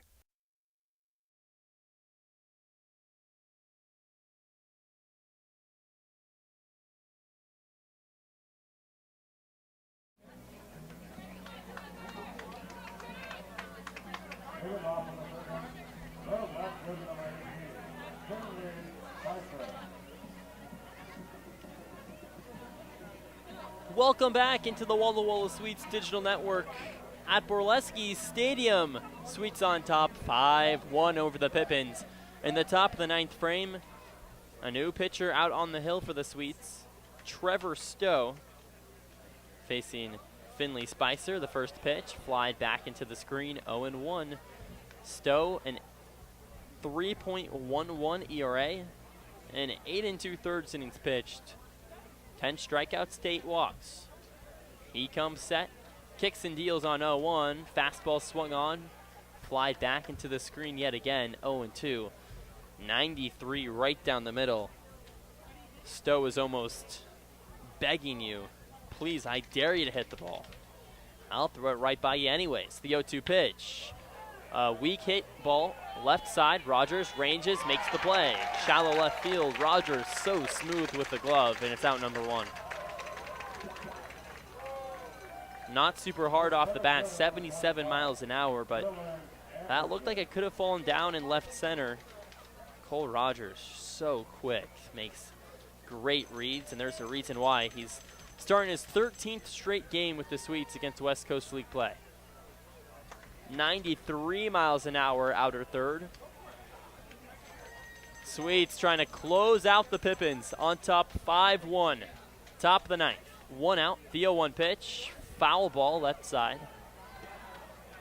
Anderson, a half-hearted swing attempt. Goes off the inside of his all-black bat. And he's behind 0-2. Stowe looking for his 11th strikeout of the season, first of the day. The 0-2 pitch, off speed, caught him looking, strike 3. Lower third, Stowe. His first strikeout of the day, and the Pippins are down to their final out. Once again, reminder, conclusion of the ball game, we will have the Battle of the Basin Home Run Derby. Sweets are going to try to take that as well. Owen Estabrook, Billy Scaldaferri, and Dom Cadiz, the 3 competitors. With 2 outs, the first pitch on the way to Stowe. A weakly hit fly ball right side. Moving under it, Dom Cadiz. He waves his hands, makes the catch. That's the ball game. Sweets win 5-1 over the Pippins. How sweet it is, their 2nd straight game.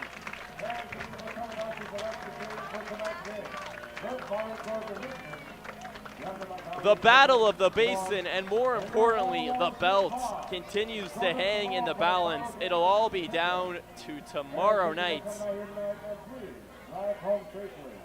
The series is tied at 4 games apiece between the two sides, as the Sweets take it. 5-1. Once again, it was the pitching staff just absolutely dominant. If there was another word for dominant, I would use it. The Pippins just one base hit this entire ball game. One. There was traffic from some walks, but nothing was hit hard. Defense was stunning. One base hit, just one error from the Sweets. I mean, it was absolutely spectacular. A clinic from the hill. The Sweets hitting also got the job done. Played 5 runs off just 5 base hits, but they got it done when they needed to. 1 in the first, 1 in the third, a couple of runs in the 5th frame. Clean up in the 6th with 1 run on a base hit. And just like that, the Sweets have won their 3rd straight against the Pippins, 2nd of the series. And Walla Walla has started the second half 2-0.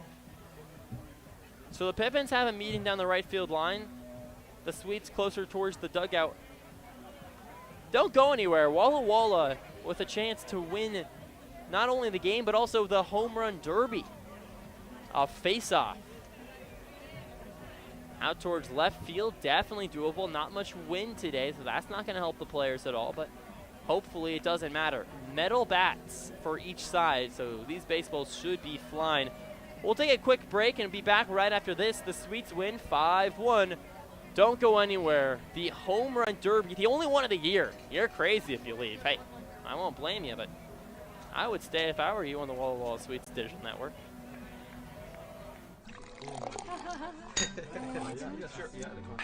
Tasting fresh isn't hard with Blue Mountain Cider Company. As the official hard cider of the Walla Walla Sweets, our award-winning ciders have been crafted with love from local apples since 2003. Crisp, refreshing, and less filling than beer, Blue Mountain Cider is the perfect choice for any occasion. Check out our 8 flavors including peach, cherry, and harvest blend this summer. These ciders are sure to be a home run. Join us on Facebook and at drinkcider.com to learn more. Blue Mountain Cider Company, an apple a day, 1 glass at a time.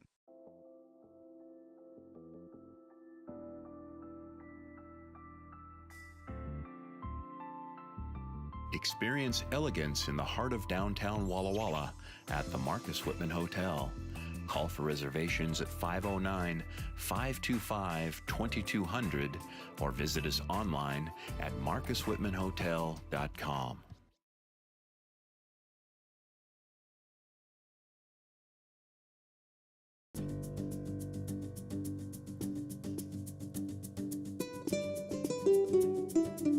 Welcome to hospitality. Welcome to luxury.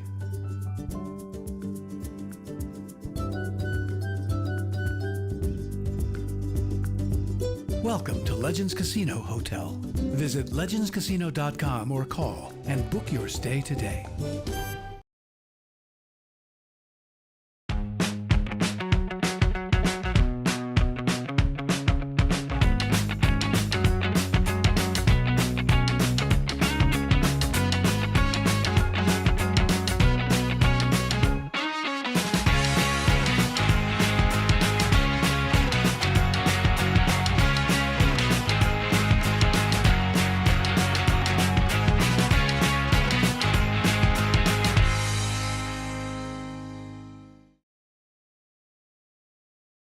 It's time to play ball with Underwriter Honda of Walla Walla, where you're more than a guest. You are part of the family.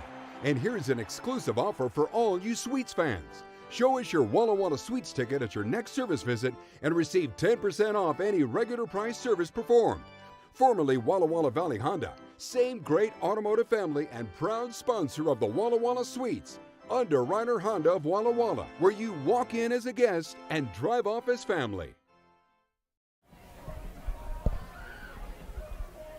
Sweets win 5-1 over the Yakima Valley Pippins, setting up the post-game show. The real show starts right now. Home Run Derby. Billy Scaldaferri, Owen Esterbrook, and Dom Cadiz, the 3 competitors. We'll see who's throwing pitches out there for the Sweets. That's important as well. Not sure who's going to compete on the other side, but when we get that information, I'll let you know. Home Run Derby. Sweets win 5-1. We'll take a quick break and get right back to you on the Walla Walla Sweets Digital Network.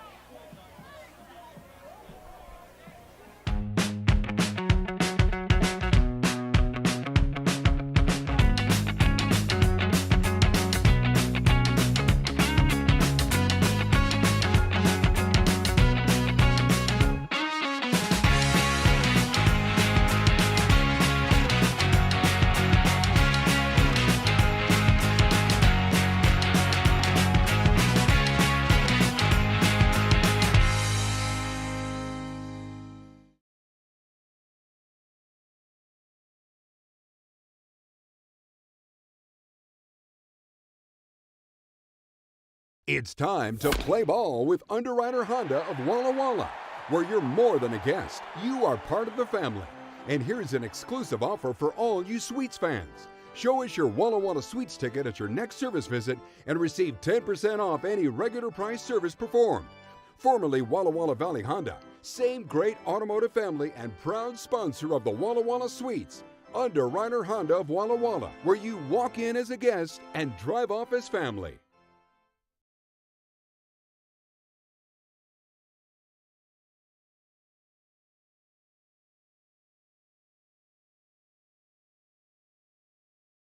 Walla Walla Valley Honda is now Underwriter Honda of Walla Walla. The same great automotive family is here for all your needs. Service, parts, new Hondas, and top quality used vehicles, all backed by expert staff with the highest standards in the industry. After all, you're family at Underwriter Honda of Walla Walla and deserve the best.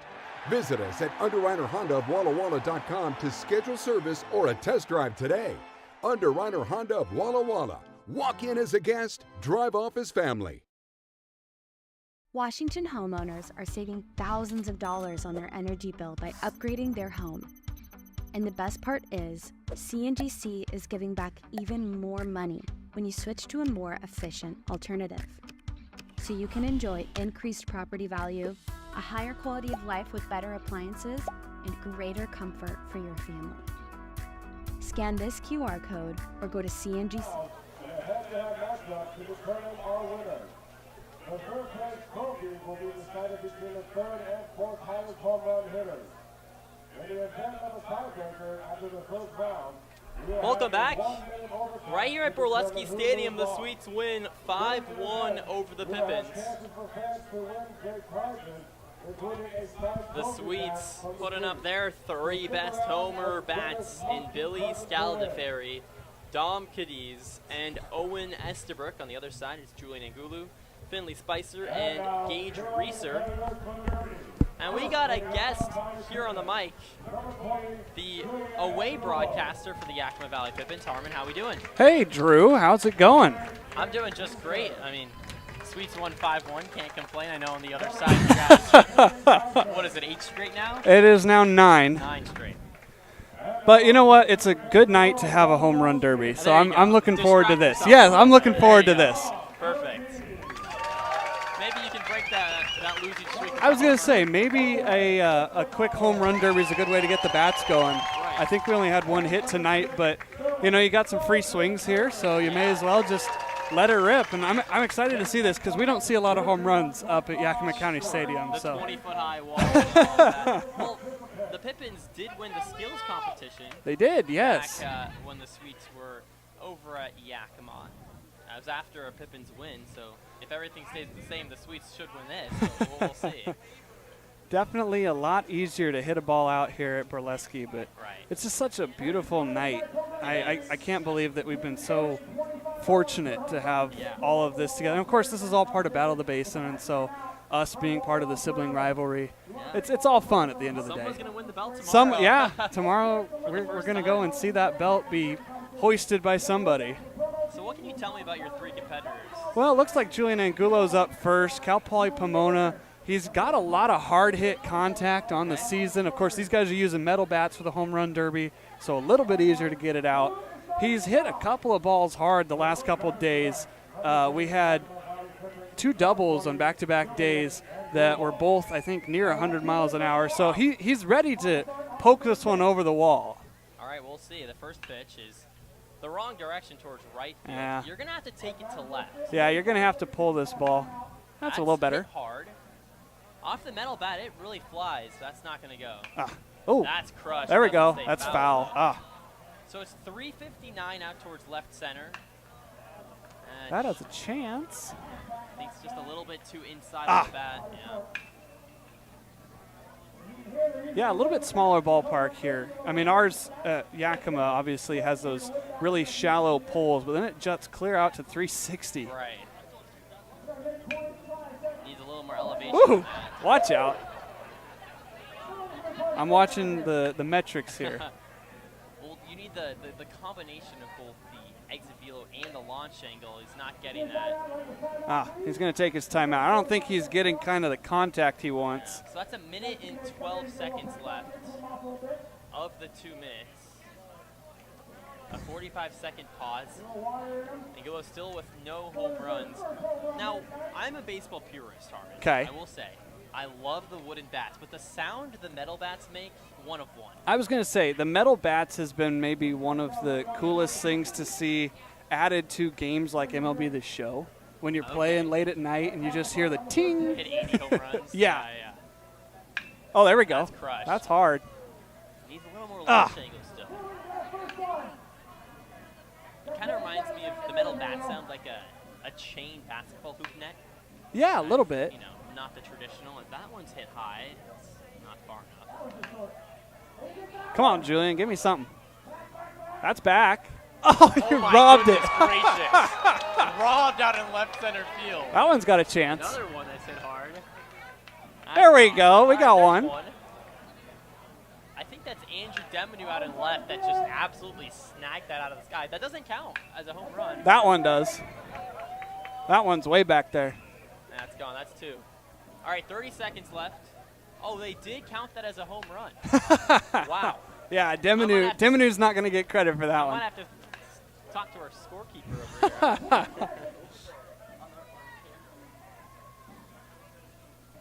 Looking for number 4 still. Beautiful night. 10 seconds left. Oh, that's got a chance. Get out of here, baseball. There we go. One more, coach. One more. Throw it in. This would count? All right. Hey, I'll take 5 or 4 from Julian. Yeah. No, that after a pretty slow start, turns it around. Good showing. He seemingly calmed down a little bit. You know, there's a good amount of fans here on hand. A little bit of pressure for some of these guys. So that's 4 homers for Julian. They're going to officially give him 4. I think they're debating. Julian says he's got 5. Well, Demanu robbed him in left center. Oh, look, now they're going to give him 5. They're already going to give him 5. There we go. I might have to talk to the, there we go. I don't think we have a rules analyst, Drew. It got over the wall, but it wasn't a homer. So we got Leah Rivera, third base coach for the Sweets, throwing the baseball. Now I'll tell you what, Harmon, it's important the guy throwing the ball. It is, yeah. You watch like the Major League Baseball home run derby. If you have a bad pitcher, it's over. You're not going to be able to get a lot of balls out, especially when it was in places like 2 years ago when it was at Coors Field. That's a big park, even with the elevation.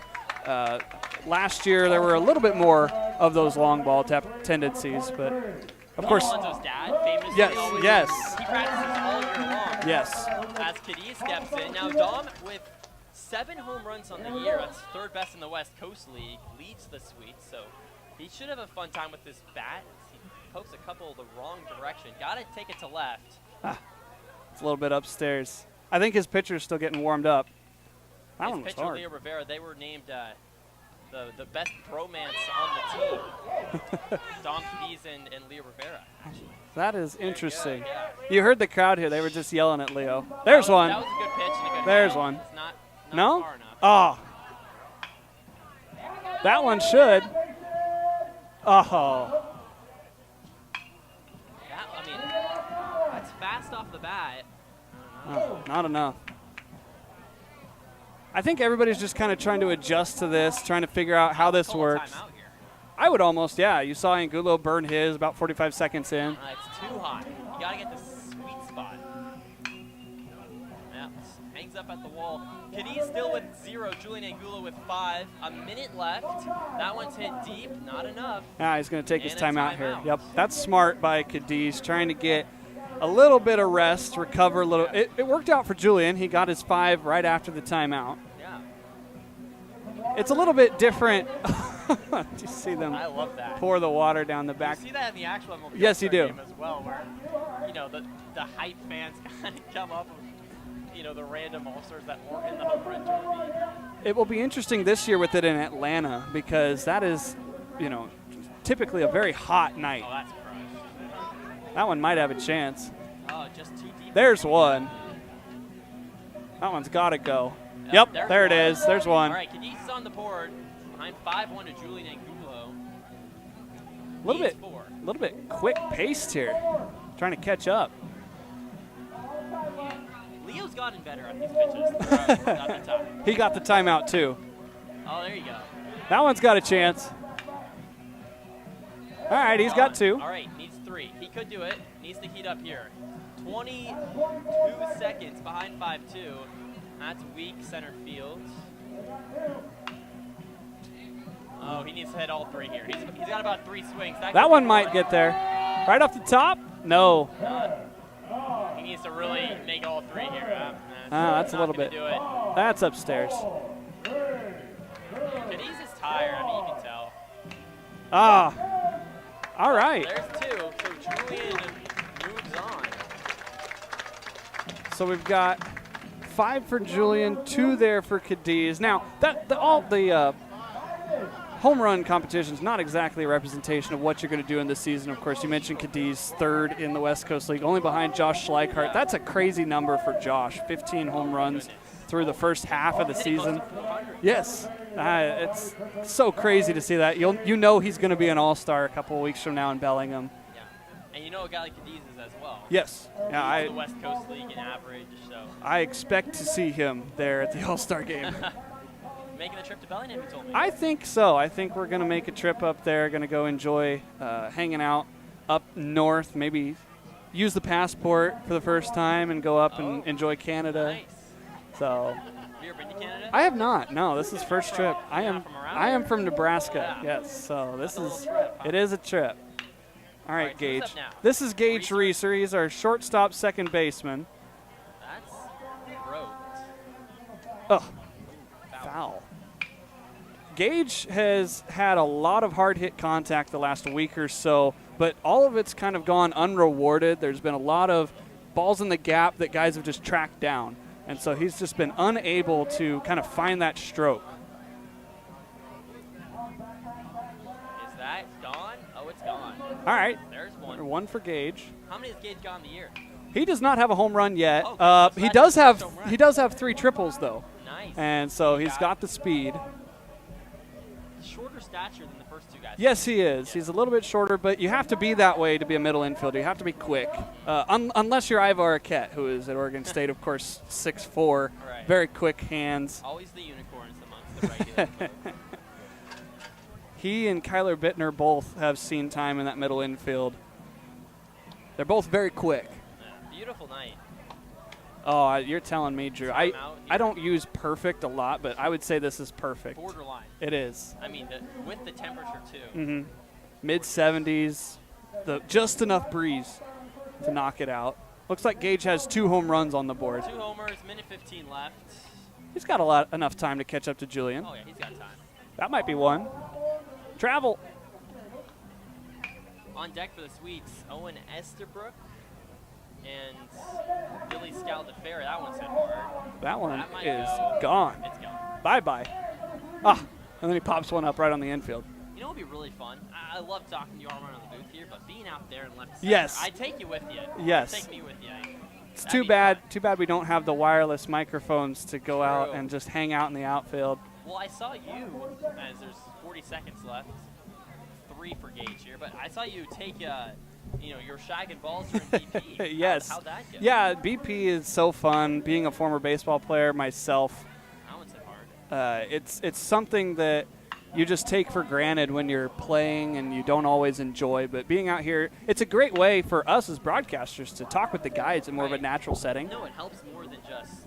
Oh, that one. Oh. He's smoking a lot of them foul.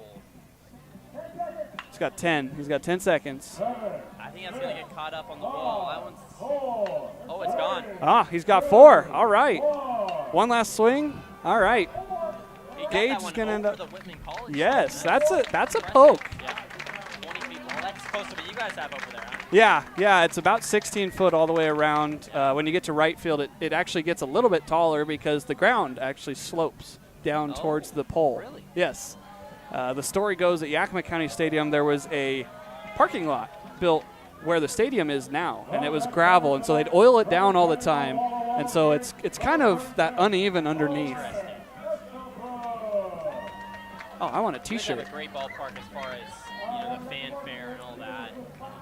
I've Structure. thoroughly enjoyed my trip here, and it's just such a unique atmosphere with the football grandstands.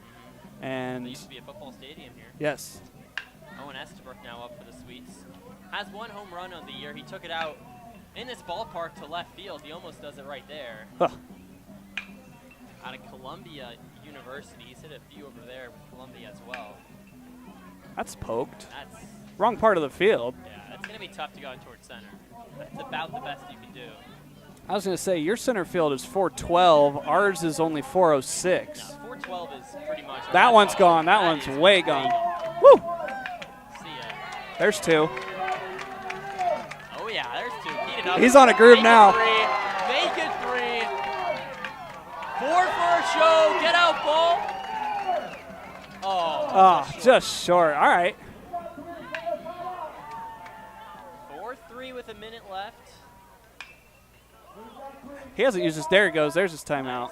Well, you can't call a timeout when you're in a group. No. I was just saying. I was going to bring up he hadn't used his timeout yet. No, there you go. So he got a couple of good pitches there from. He needs a couple. Just a couple to jump ahead of Gage Reeser and to tie Julian Angulo. Yeah. Looks like Finley Spicer's waiting on deck for Yakima Valley.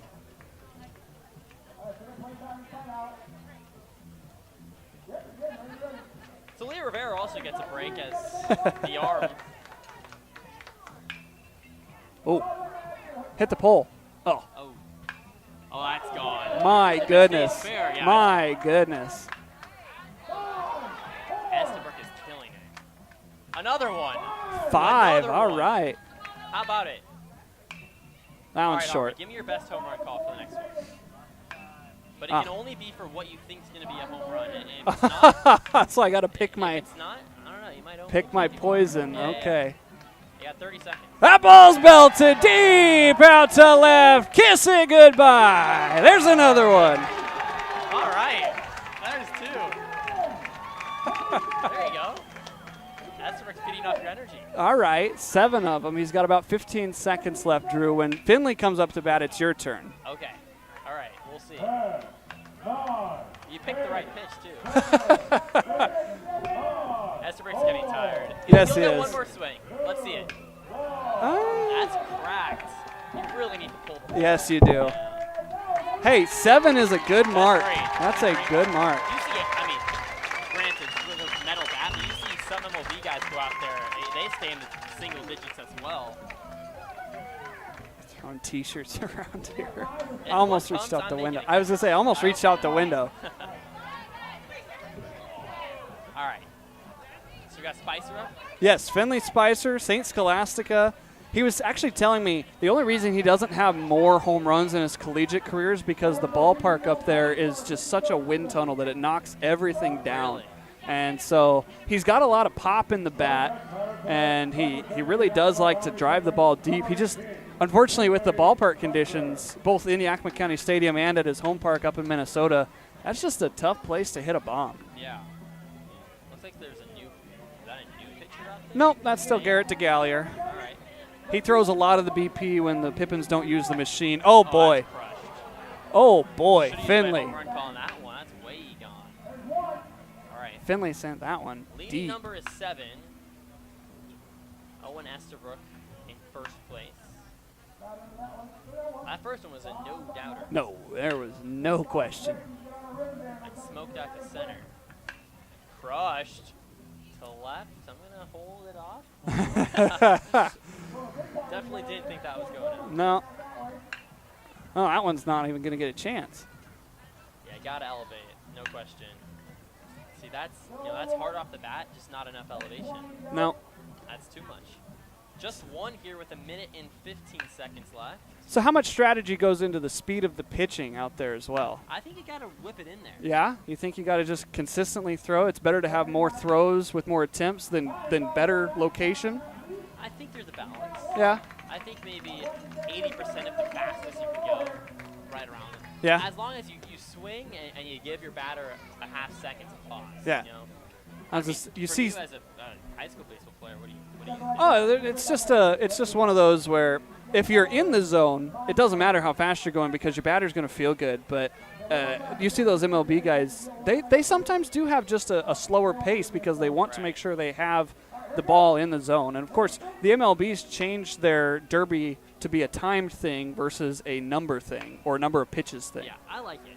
I think it keeps it fresh. 'Cause they had these guys that were taking 4 or 5 pitches in a row back in the day. All right, I have 50 seconds. I was going to say, you got 50 seconds to get a call out. Crushed out towards deep left. Instead, it's going to be going down as a fly ball. I lose the challenge to Harmon. Oh, goodness. I need your guy to hit one out here. I need him to hit a couple out, too. We do have Angulo in second with 5. Stay fair, ball. Stay fair, ball. Close. Oh, just fell. You had a few. Pippins, huh? 20 seconds left. He started off hot. Won in the first couple swings. Yeah, had a no-doubter. Yeah. Still first place, it's Owen Estabrook. Well, that's laced out towards left. Get out. Oh, right off the top of the wall.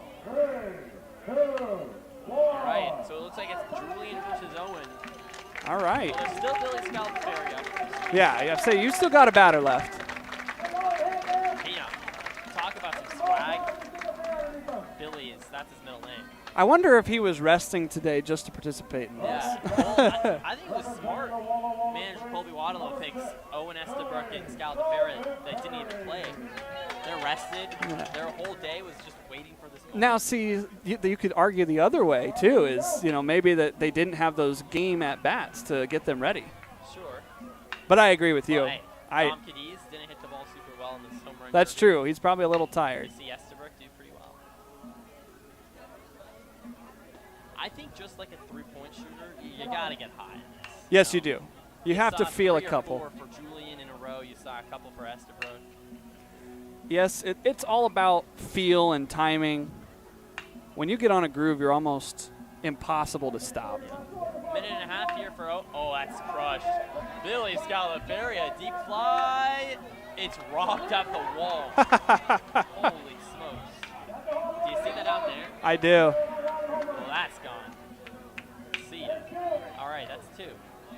Still got his timeout left if he feels like he's getting out of a groove. I think give it a couple. See, look, the pace slows down a little bit. Yep. I might burn it, yep. His teammate, Troy Sanders, out of Grand Canyon University, they do everything together, I'm telling you. You see him right there, hand him water. That's the fun part about watching these guys in summer ball is all the bonds that they make. I know there's a lot of guys on our team that have kind of got that groove. They sync well together. They enjoy each other.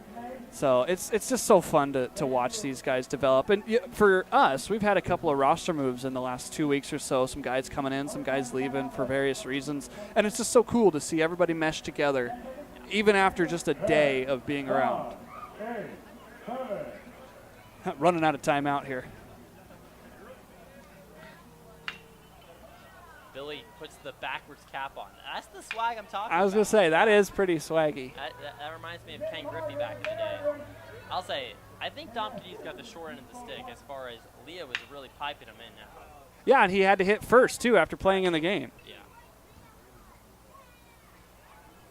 38 seconds, 2 for Billy. It's unfortunate. They turned our TrackMan metrics off, so we can't see how hard these guys are hitting. Yeah. Or how far they go. That would have been nice. All right, Billy needs a few here. He needs 3 to match Julian. That was a bad pitch. That was good. That was a better pitch. You need to jump on it. Pull it. Too high. I don't know if he's got another one in him here. I don't know. He needs a good pitch to groove right here. Come on, give him more. Nope. All right. Billy has a couple in a row. All right, so we got Owen, and we got Julian. Yeah, those are the top 2. And then I think they have a third-place match as well. Yeah. And so I think Gage Reeser is in for Yakima Valley. And I believe it's Dom Cadiz batting for Walla Walla. Does Cadiz get in there? I can't remember. Did he have 2 or 3? That's the question. All right. 5 home runs. Dom Cadine, 2 home runs. Gage Reeser, 4 home runs. Owen Estabrook, 7 home runs. Finley Spicer, 1 home run. And Billy Salisbury, 2 home runs. All right, so those are the totals. We'll see what the semifinals matchup is. I was going to say, we're probably going to have a tiebreaker for your 2 guys that hit 2. Fourth, right. Dom Cadiz and Scalda Ferry. Been fun to watch this, though. Yes, the skills competition was fun as well up in Yakima. It was good. You were emceeing? I was down on the field kind of giving these guys a little bit of grief when they wouldn't hit the ball where they're supposed to. But the overarching thing with these 2 skills competitions, both in Yakima and now the Home Run Derby, all of it for a good cause. Yes. I know the Toyota dealers in both Yakima and Walla Walla are going to contribute a sum of money for how many home runs are hit by the winner. So just bigger than baseball right now. Yes, we're having fun, but we're also able to give back to the communities that we serve. For sure. Always good to give back. You know, a great game. Baseball has given a lot to a lot of people.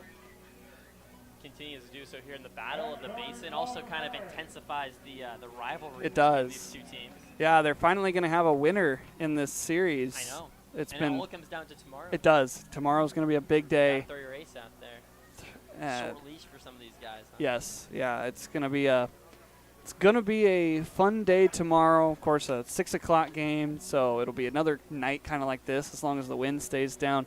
And I think I heard on the PA that we're having a 3-way playoff between the 3rd place qualifiers. Oh. So I think Scalda Ferry and Cadiz are both hitting for Walla Walla, and Gage Reeser is going to hit. I'm excited to see Dom. Yeah, he's had a second to rest. He has some pop. And you can see him. He's hungry. There we go. Too low. Yeah. Oh. Yeah, we're hitting, boys. Oh. Stay fair. Stay fair, ball. Staying fair. Is it out? It's gone. There's one. No, it's a little short. Just short. Oh, is it gone? Oh, off the top of the wall. Yeah, really pulling it just to the right of that Whitman College sign's ideal. Mm-hmm. Right where it cuts down. Right. That one's hard hit, but it's not going to get out. Uh-oh, heads up. Souvenir. Souvenir. Ooh, scorched off the bat. That's a lace. Not enough. Oh, nice catch. All right, he's got 15 seconds left for Dom. Yeah, 1 minute playoff. I think 2 might get you. They're back at the wall. 1, 2. Oh, right at the wall. Here you go, Dom. Here you go. Here you go, Dom. There it is. Come on, Dom. Get out, ball. Oh, yeah. Yeah, he did. He got 2. That skipped off the kid's hand. Pin left center over the wall. All right. Two's respectable in a minute. That's 4 if you double the time. Yes. So let's see what Billy can do. This is T-shirt. This is what I'm talking about. I think Billy's going to be at a disadvantage here, though, because his pitcher, Leo Rivera, has just had to throw to the previous batter. Didn't get a chance to rest. Also, Billy, less time to rest than Dom. Correct. 50 seconds. Billy looking for his first. Hit 2 in the first round. That's going to be a little short, I think. Almost. It's fun to watch this ball fly in the gradient pink and Yes, sky. such a pretty sky out here. I was mentioning during the game to our listeners just the scenery here. It's just so pretty. Now, there's a lot of ballparks with trees in the outfield, like Portland, and you think of other places. Yakima County actually has a couple, but the scenery like this, just to see the whole thing, so pretty. And, of course, last night with all the fireworks going off in the distance, that was a sight to see. Billy's got 2. He's got none. He's got to get one out here. Does he not have any? No, none. Oh, there's that might be one. Walk it off. Walk it off. Oh. Billy drops his bat in some frustration there. Dom with 2. All right. So it looks like Dom Cadiz will advance or beat Gage Reeser if he can't get 2. And then the championship matchup between Angulo, and Estabrook. I think it's funny we have to flip the L screen around because Garrett DeGallier is left-handed. Really makes it nice and quick, huh? Have you gotten a tour around Walla Walla at all? Not yet. I stayed in the hotel most of today. Needed to rest after last night's 4th of July game. Ordered a pizza, stayed in, just kind of hung out. Nice. So, but That's fun. I know tomorrow when we exit the hotel, you know, we're going to have to check out. So I might get a chance to walk around a little bit while the team's lifting at the gym. You don't go to the gym with them? I should. I have not been. Okay. I mean, I go on the bus, but I don't go into the gym most of the time. You stop at the front door, huh? Yes, yeah. I typically stay out there, and that's when I kind of work on my notes and stuff like that. Okay. Now, should I be going to the gym? Probably. That's going to be close. Get out, Gage. Oh, yeah. There we go. Oh, yeah. Needs a couple more. That's going to be close. I think a little bit short. Yeah, that one might be just short. Yep. Well, you got it. The downtown area here in Walla Walla is really nice. Really? Yep. Wine Valley, country over here. Lots of the Seattleites kind of come over to play some golf. Let's say there's a couple of golf courses out here. Come on, Gage. Oh, just short. Come on, Gage. One more. Ah. He was already out of the batter's box. I think he only thought there was 1 second, and there were actually 2 on the clock. They're pointing. That's 2 home runs. I didn't see the second one go out. I think he only got 1. So Dom Cadiz gets the 3rd place title. They're saying that he hit 2 homers. We will see. They're saying he hit 2. Little bit of confusion. You got this over here? I thought 1 went off the top. Waiting to figure it out here. Yeah, that's all we're right. fine over 3rd place here. Yeah, 3rd place, no big deal. I would say you split the prize in half, but it's a trophy bat, I think, so you can't really split that. We got to get like Barry Bonds in here to snap it over his knee. How many tries do you think to snap just a wooden bat over your knee? I mean, eventually Tries? Oh boy. Eventually it has to. Not. Oh boy. Before I would. Or after you break your leg. Probably the leg first, if I'm being honest. I mean, I was a runner in high school, so I not to brag, but the bottom half of my body is a little bit more toned than the upper half. But it doesn't though, because if you can't. But the knee up. That's true. You know what I mean? That's true. I don't think I'd be able to get a bat in like 30 tries. It'd probably take me at least 50 or 100, and I'd probably have a big scar on my leg before I do it. Just watching guys like Bo Jackson snapping a bat over his helmet. Like it's a toothpick. Yeah, oh yeah, that's exactly what it looks like. And of course, that was right before the steroid era. Of course, Barry Bonds was in the steroid era, but Bo Jackson was just a little bit before. All right, so here's the situation. We got our final 2 competitors here in the finals. Believe it'll be a minute for each of them. We got Julian up there for the Pippins. On the other side, Estabrook, the current leader with 7 home runs. I think Julian's. I think Julian's asking if it's 1 or 2 minutes. Kind of wondering that myself. It's 1 minute. Yep, I just saw General Manager Cody for the Sweets say it was 1 minute. That makes sense. These guys have already done 2 minutes. Oh, and they Well, put 2 on the board. All right. Well, prove me wrong. That's fine. Just said. Fans have stayed around. Yes. Yeah. Good capacity. Yesterday there was even more. Did you see the official attendance yesterday?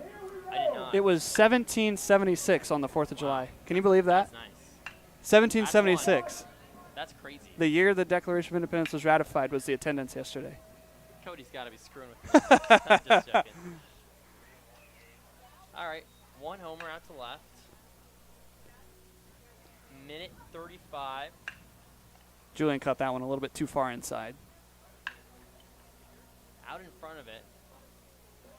These Oh, pitches are foul ball. important. You gotta go up Souvenir. and in. Oh, nope, didn't get out. going to be close. Getting that cut. I think that's Getting the out. cut. Did he rob it again? Nope. All right, that's 2. Timeout. All right. That's a smart timeout. He's got 1:15 left to go. He's got 2. I think Julian needed a drink of water, but no one brought him a drink. Yeah, where is everyone? The Sweets are all congregated here. Where's the Pippins? Oh, they're out there shagging balls. Okay. Or at least most of the pitching staff is. That's a bad strategy. You got to keep a couple of guys back for the water breaks. There's a couple hanging out in the bullpen. When you're relying on Tommy, the assistant general manager, to get you water, you know it's a bad sign.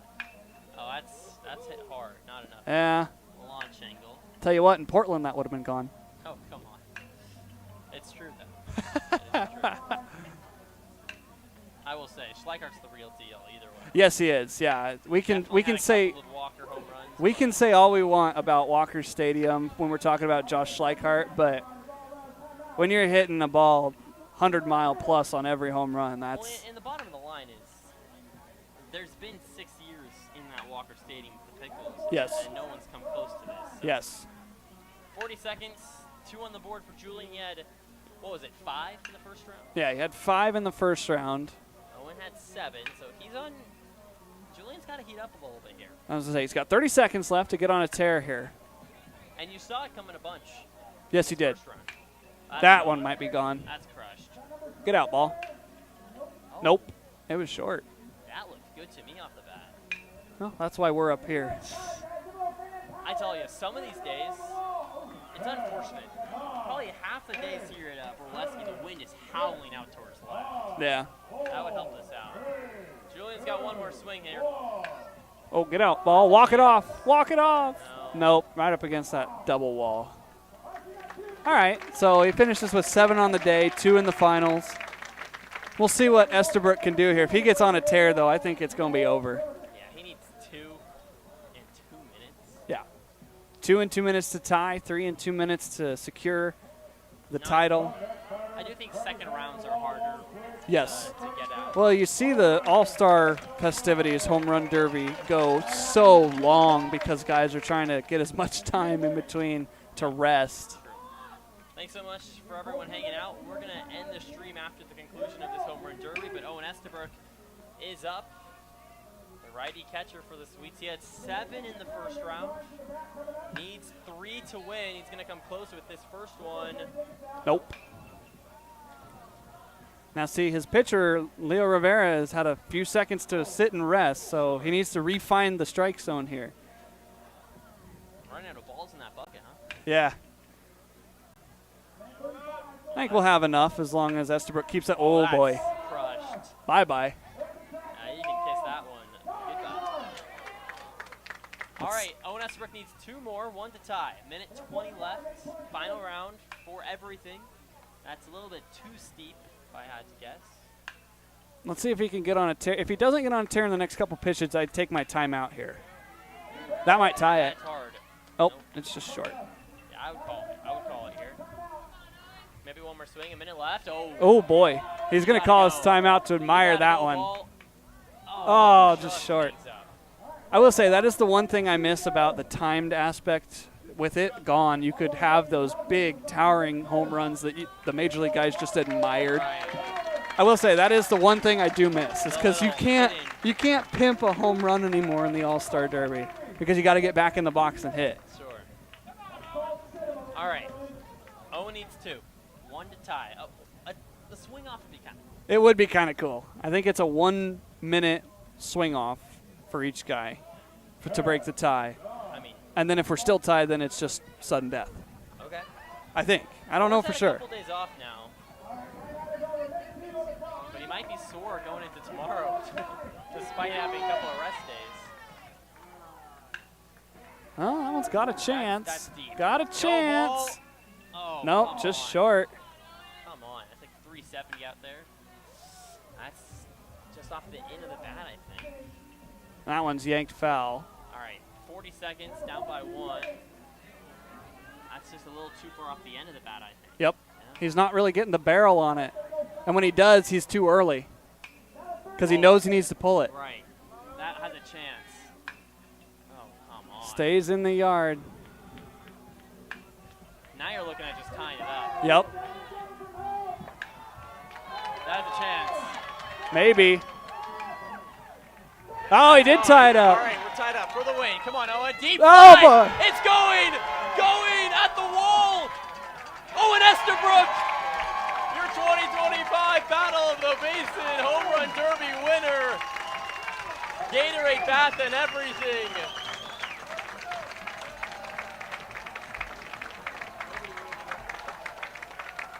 Look at this celebration in the infield.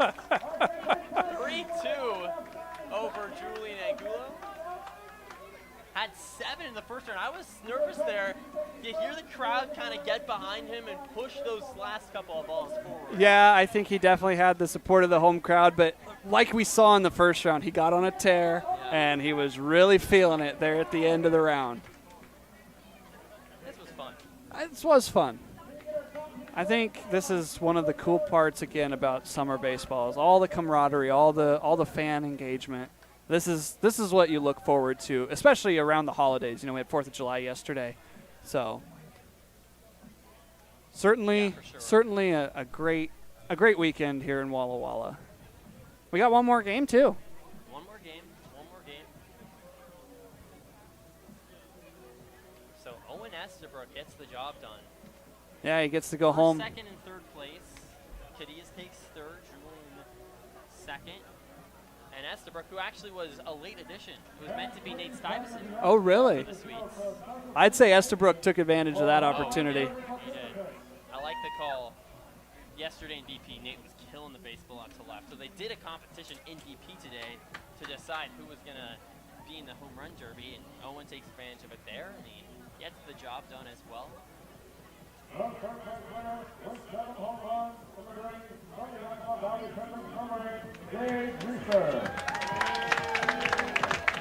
right, so Gage gets to come home with a nice little trophy. Nice picture with Cody. I was going to say, Trevor T took a picture with me and Pippins general manager.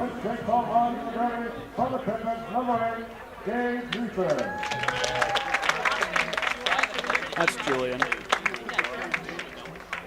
I think you have to. I think you could do 2 of them, really. I think you could do one for whoever was in the game and then one with Owen. And our battle of the basement home run derby champion tonight with 10 home runs in the final round.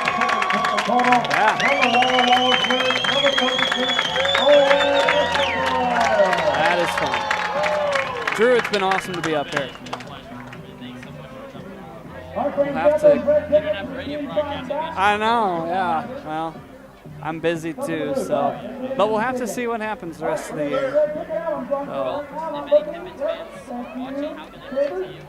Yeah, so if any of our fans are watching the stream for the Home Run Derby, we are at pippinsbaseball.mixler.com, mixlr.com, all one word.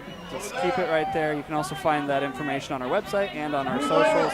It's just been so awesome, the fan support out here. I know with me, coming from Nebraska, I've been welcomed here so much, and so it's just such a cool environment.